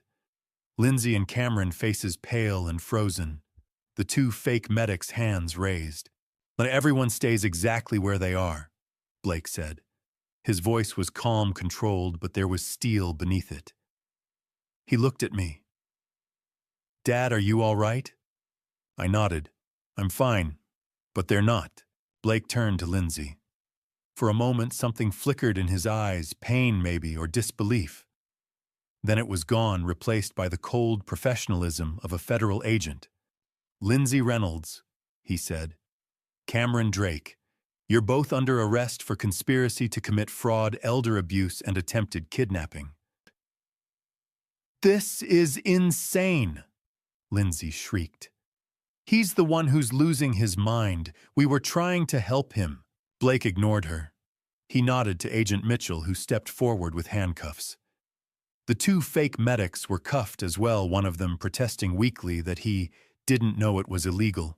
Cameron tried one last desperate move. Blake, listen to me. Your father is sick. He's been hallucinating. We have a doctor's report. From Dr. Gerald Russo, Blake said coolly. The psychiatrist you paid $50,000 to forge a commitment order. Yeah, we picked him up an hour ago. He's already talking. The room went silent. Blake turned to me. Dad, I need you to come with us. We'll get a full statement and we'll make sure you're safe. I nodded. Then I met Blake's eyes. There's one more person you need to catch. Blake raised an eyebrow. Who? Trevor Mason, I said. He's the one pulling the strings, and I know exactly how to bring him out. Blake's expression sharpened. Tell me, I smiled grimly. Let's just say, he thinks he's about to collect $4.5 million, and he won't be able to resist showing up to claim it. Trevor Mason thought he was untouchable. He was about to learn otherwise. Lindsay and Cameron sat on the sofa in my living room, handcuffed, silent. Agent Sarah Mitchell stood near the front door. Blake turned to me, his expression sharp and focused. Dad, he said. Who is Trevor Mason and how do we find him? I held up Lindsay's phone, the one I'd quietly taken from the hallway table during the confrontation. Trevor Mason is the real mastermind. He and Lindsay have been planning this for 3 years. Cameron was just the tool. Cameron's head snapped up, his face pale. What? I ignored him and looked at Blake. Lindsay was supposed to text Trevor once I was at Evergreen. He's waiting for that signal right now. Blake's eyes narrowed. Then we'll send it. Lindsay's voice was cold and venomous. I won't help you. I smiled grimly. You don't need to help. I already have your phone, and I know your passcode. I watched you type it in a dozen times. Her face went white. Cameron leaned forward, his voice bitter and cracking. I'll help. Let Trevor rot in prison for what he's done. Blake nodded. What do you know? He's staying at the Riverside Hotel, Cameron said. Room 412. He's been there for the past week, waiting for Lindsay's signal. Blake turned to Sarah. Call local PD. Wait, I interrupted. I have a better idea. Blake raised an eyebrow. What? I held up Lindsay's phone. We send him the text he's expecting. We tell him it's done, that I'm at Evergreen, and we invite him here to celebrate. Sarah frowned. That's entrapment. It's an invitation, I said. He's free to decline. Blake hesitated for a moment, then nodded. Do it.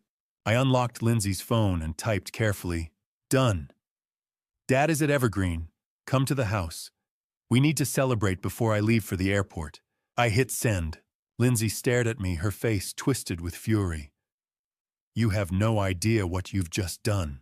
I know exactly what I've done, I said quietly. I've stopped you. We waited. Blake positioned Sarah near the front door. He stood in the hallway out of sight.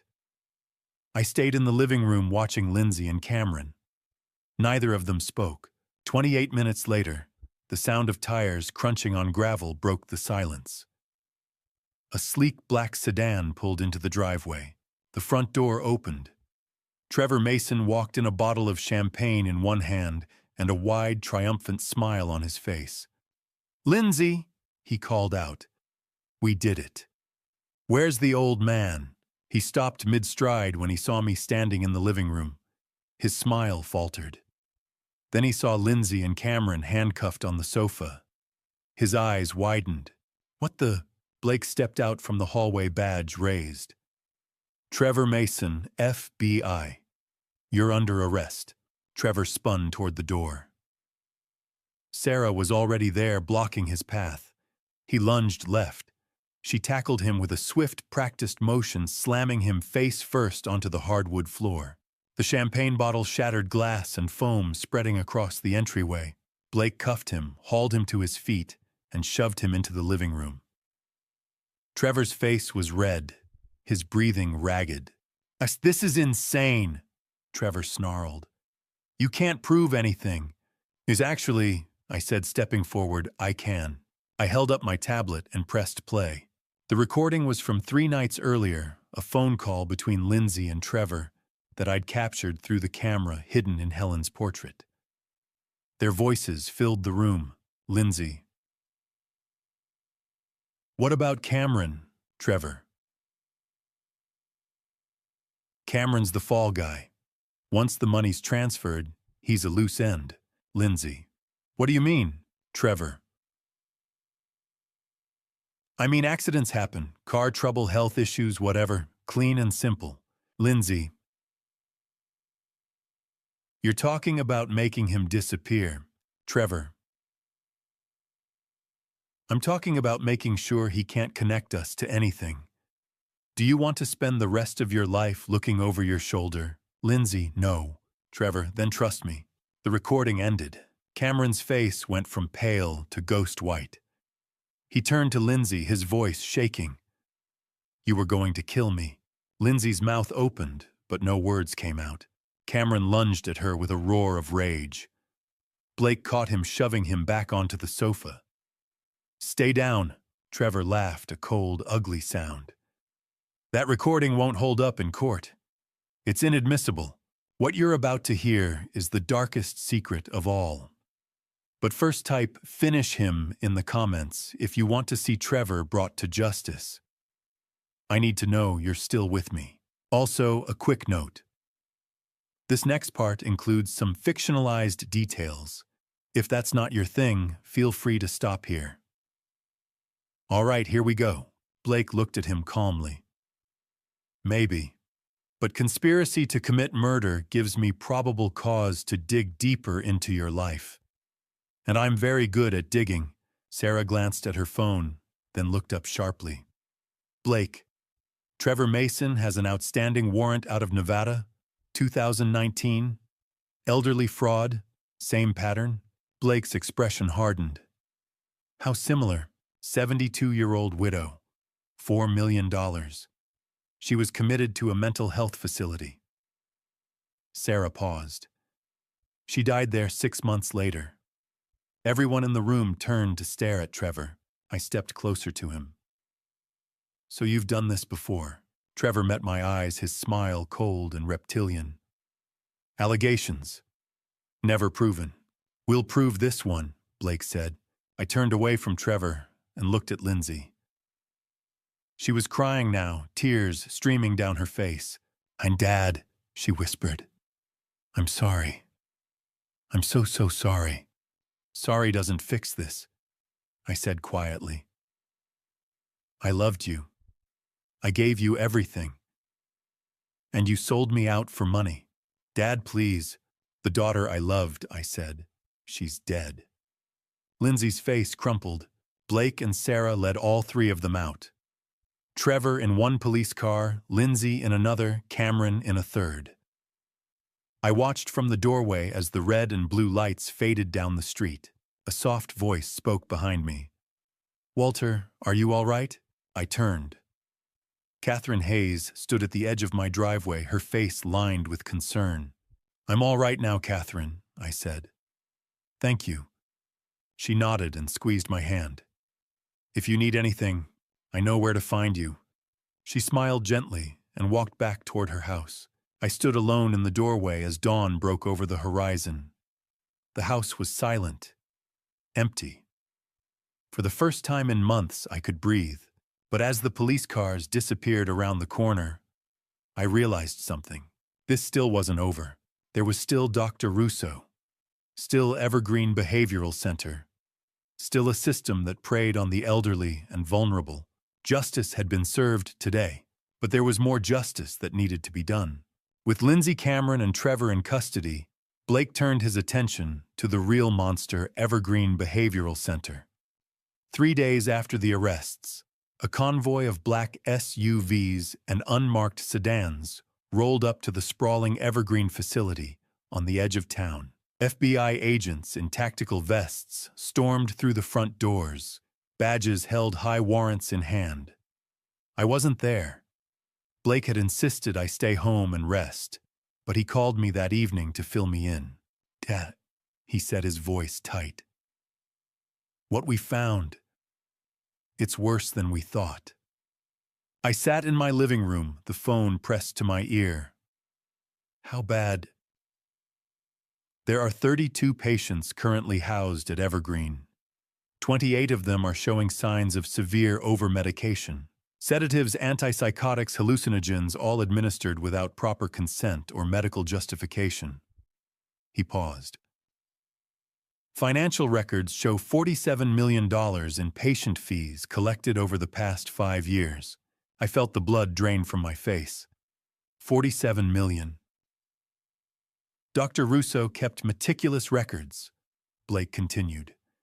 Names, dollar amounts, kickback percentages. He received 15% of every patient's assets as his cut. The rest was funneled through a network of shell companies and offshore accounts. How many victims are we talking about? I asked quietly. At least 50, Blake said. Some died at Evergreen. Some were released after their money ran out, penniless, broken, with nowhere to go. His voice hardened. That your case blew the whole thing wide open. I closed my eyes. 50 people. 50 families destroyed just like mine almost was. Where's Russo now? I asked. We picked him up an hour ago. Dr. Gerald Russo sat in an FBI interrogation room. His expensive suit rumpled his face, pale and slick with sweat. Blake and Agent Sarah Mitchell sat across from him, a thick file folder between them. I want my lawyer, Russo said, his voice tight. Blake leaned back in his chair. You're going to need a good one. Conspiracy, fraud, elder abuse, falsifying medical records, just for starters. I was simply performing evaluations, Russo said stiffly. My medical judgment is protected. Well, you signed commitment orders for over 50 people in 5 years. Blake interrupted. All of them coincidentally wealthy. That's not medicine, Dr. Russo. That's organized racketeering. Russo's mouth tightened. He said nothing. Sarah slid a document across the table. This is the evaluation you performed on Walter Reynolds last Friday. You diagnosed him with severe delusions, paranoid psychosis, and auditory hallucinations. Yet your own notes show he answered every cognitive question correctly. Blake leaned forward. You also backdated the paperwork to make it look like you'd been treating him for weeks. That's falsifying federal documents. Russo's lawyer arrived 20 minutes later. By then, the damage was done. The investigation spread like wildfire. Within a week, Richard Crane, the lawyer who had drafted the fraudulent power of attorney documents, was arrested at his downtown office. He tried to claim he was merely following his client's instructions, but the FBI found emails linking him directly to Dr. Russo and Evergreen's financial network. Victor Ashford, the art dealer who had promised to fence my paintings on the black market, was picked up at his gallery. A search warrant uncovered a ledger documenting decades of stolen and fraudulently obtained artwork. He'd been Cameron's contact and Trevor's before that. The scope of the conspiracy was staggering. 6 people arrested, 50 victims identified, $47 million stolen. And at the center of it all, Evergreen Behavioral Center, a facade of compassion, hiding a machine designed to strip the elderly of their dignity, their autonomy, and their life savings. Blake asked me to give a full deposition to the FBI. I spent 2 days in a federal building recounting every detail: the cameras, the drugs, the isolation, the forged documents, the recordings I'd captured. I handed over every video file, every audio clip, every scrap of evidence I'd gathered from my attic studio. This is the most comprehensive victim testimony I've ever seen, Blake told me. It's going to be the backbone of the prosecution, but I wasn't the only one willing to testify.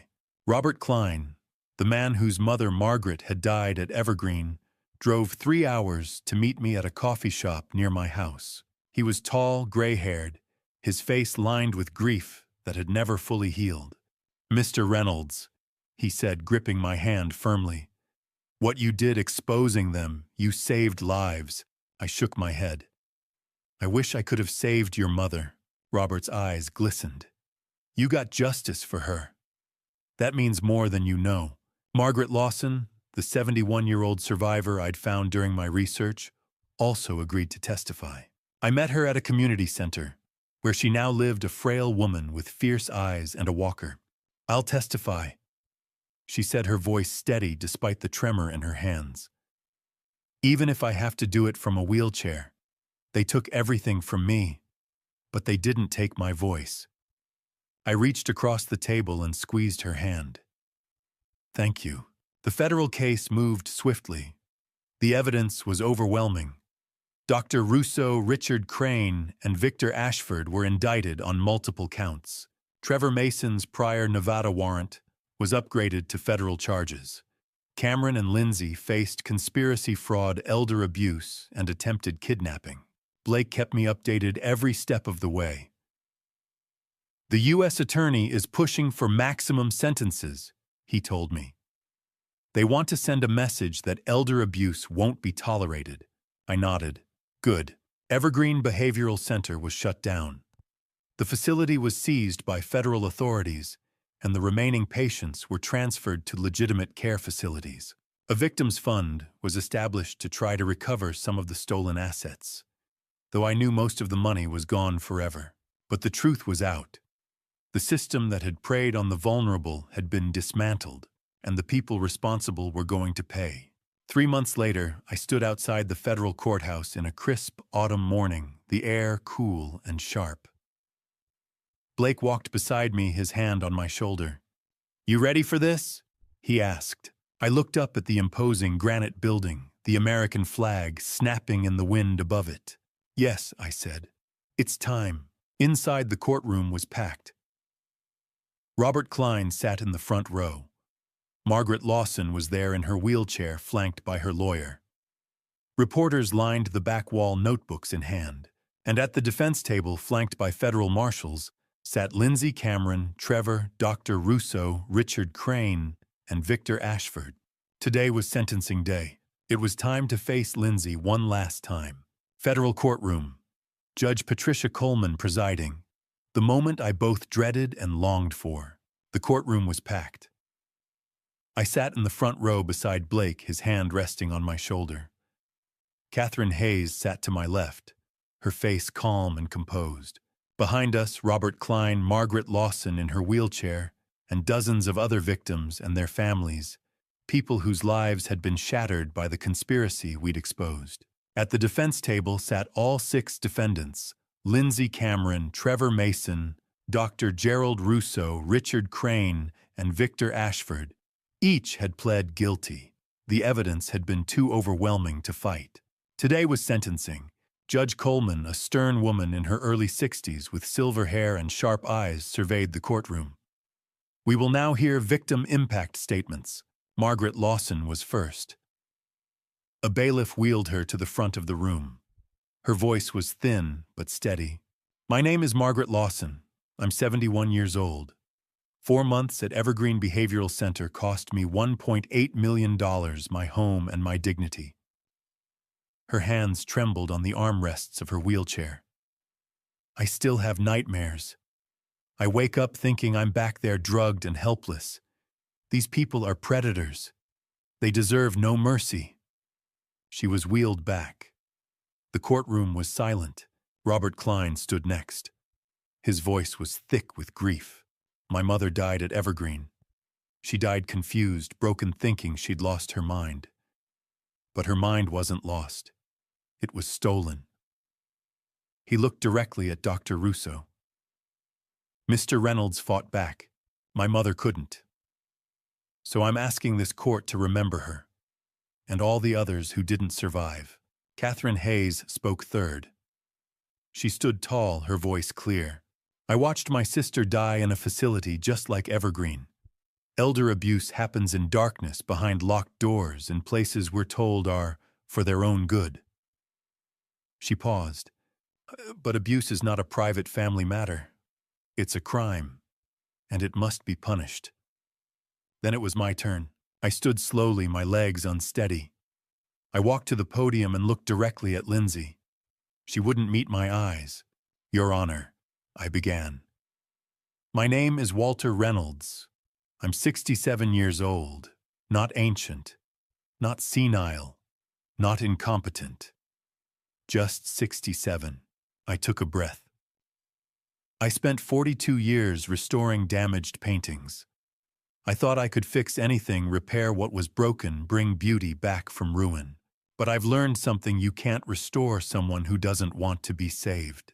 I looked at Lindsay again. She was staring at the table, her face pale. My daughter orchestrated a conspiracy to poison me, manipulate my mind, steal my life savings, and imprison me in a mental health facility. She used my love as a weapon. She drugged me. She isolated me. She forged documents to have me declared insane. My voice hardened. But this case isn't just about me. It's about Margaret. It's about Robert's mother. It's about 50 other victims whose names we'll never forget.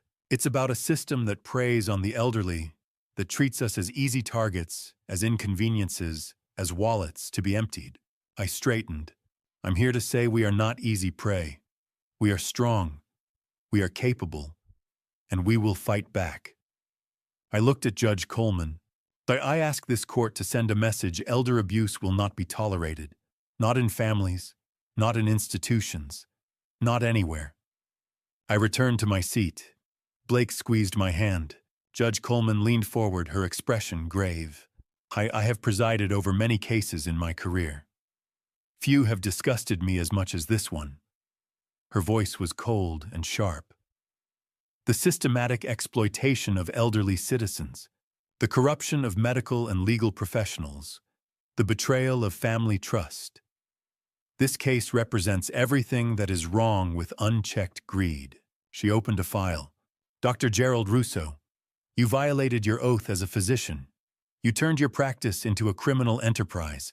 I sentence you to 18 years in federal prison and permanent revocation of your medical license. Russo's face went white. Richard Crane, you used your legal expertise to forge documents and facilitate fraud. 12 years in federal prison. You are hereby disbarred. Crane looked down. Victor Ashford, 10 years for conspiracy and trafficking stolen property. Cameron Drake, you participated in a plot to drug, isolate, and defraud your own father-in-law. 15 years in federal prison for elder abuse, fraud, and conspiracy.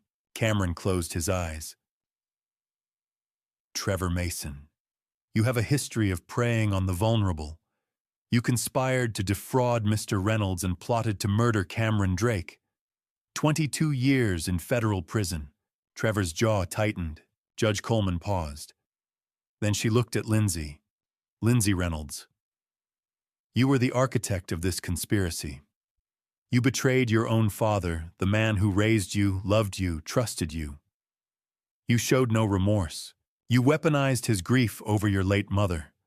You planned to have him drugged, imprisoned, and stripped of everything he had worked for his entire life.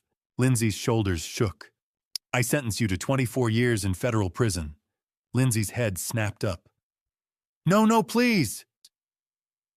Additionally, Judge Coleman continued, all assets connected to this conspiracy are hereby seized and will be liquidated to provide restitution to the victims. Evergreen Behavioral Center is permanently closed. Its assets will be sold and distributed accordingly. The gavel fell. Lindsay turned to me, tears streaming down her face. Dad, I'm sorry. Please. I looked away. The marshals stepped forward, cuffing each defendant. One by one, they were led out of the courtroom. Lindsay was last. She stopped at the door, looking back over her shoulder. Dad, please, say something. I met her eyes for one final moment. I have nothing left to say to you. Her face crumpled. The marshal guided her through the door, and she was gone. Blake's arm wrapped around my shoulders. Let's go home, Dad. I nodded. Outside the courthouse, the autumn sun was warm on my face. Robert Klein shook my hand. Margaret Lawson squeezed my arm. Catherine walked beside me to Blake's car. Justice had been served. The predators had been caged. The victims had been heard. It was over. But as I climbed into the passenger seat and watched the courthouse fade in the rearview mirror, I realized something. My life, the one I'd fought so hard to protect, had to begin again. The house on Hillcrest held too many ghosts. 3 weeks after the sentencing, I walked through the empty rooms one last time. The police had removed Lindsay and Cameron's belongings months ago. The furniture was gone. Only the echoes remained: Helen's laughter in the kitchen, Lindsay's childhood footsteps on the stairs, the weight of betrayal pressing against every wall. I couldn't heal here. A young family bought the house, a husband, wife, and 2 small children. The wife stood in the living room, her face bright with plans. This house has such character, she said. I smiled. It was my wife's dream home. Take care of it. Before I left, I took down Helen's portrait. I carefully removed the tiny camera hidden behind her left eye, the camera that had captured everything that had saved my life. I didn't need it anymore, but I kept the painting. Blake helped me move into a smaller 2-bedroom apartment near his family. 1 bedroom became my new studio, brighter, more open, flooded with natural light. Helen's portrait hung in the living room, her steady gaze watching over me. Robert Klein visited a month later. He sat across from me in my small kitchen, his face lighter than I'd ever seen it. Because of you, my mother's money is being returned, he said. Not all of it, but enough. What will you do? I asked. Start a foundation in her name to help other victims of elder abuse. He leaned forward. Would you join the board? I felt something warm expand in my chest. I'd be honored. Margaret Lawson sent me a card shortly after. You gave me back my life. I'm 71, not done yet. Time to live again. Evergreen Behavioral Center was demolished. The 28 patients still housed there were transferred to legitimate facilities. Many of them, freed from the toxic drugs, regained their mental clarity within weeks. The property was sold, and the proceeds went into a victim restitution fund. I found new purpose. I began volunteering at the community center, teaching art restoration to seniors. I offered free restoration work to low-income families and abuse survivors. I became an advocate, a guest speaker at town halls and senior centers. "You're never too old to fight back," I told audiences, and I meant it. I spent more time with Blake's children. My granddaughter Emma, 9 years old, sat beside me in my studio one afternoon, watching me work on a damaged landscape. "Grandpa, why do you fix old paintings?" she asked. I set down my brush and looked at her. "Because broken things can become beautiful again. If you're patient. If you truly care." She nodded solemnly. "Like people?" "Yes," I said softly. "Like people." 1 year after the trial, December 2025, a postcard arrived. I was in my studio when Blake dropped off the mail. The postcard was plain institutional. The return address read, Federal Correctional Institution, Danbury. From Lindsay. I stared at it for a long time before I read it. "Dad, I know you probably won't read this, but I need to say it anyway. I'm sorry. I was wrong. I was greedy, selfish, and cruel. Prison gives me a lot of time to think about what I destroyed. I don't expect forgiveness. I don't deserve it. But I want you to know I remember everything you taught me. About second chances. About restoring broken things. I'm trying to fix myself. It might take 24 years. It might take a lifetime. But I'm trying. I love you. I always loved you. I just forgot how to show it." Lindsay. I read it 3 times. Part of me wanted to throw it away. Burn it. Forget she had ever existed. But another part, the part that had raised her, painted with her, loved her, felt something. Not forgiveness. Not yet. Maybe never. But acknowledgement. She was trying.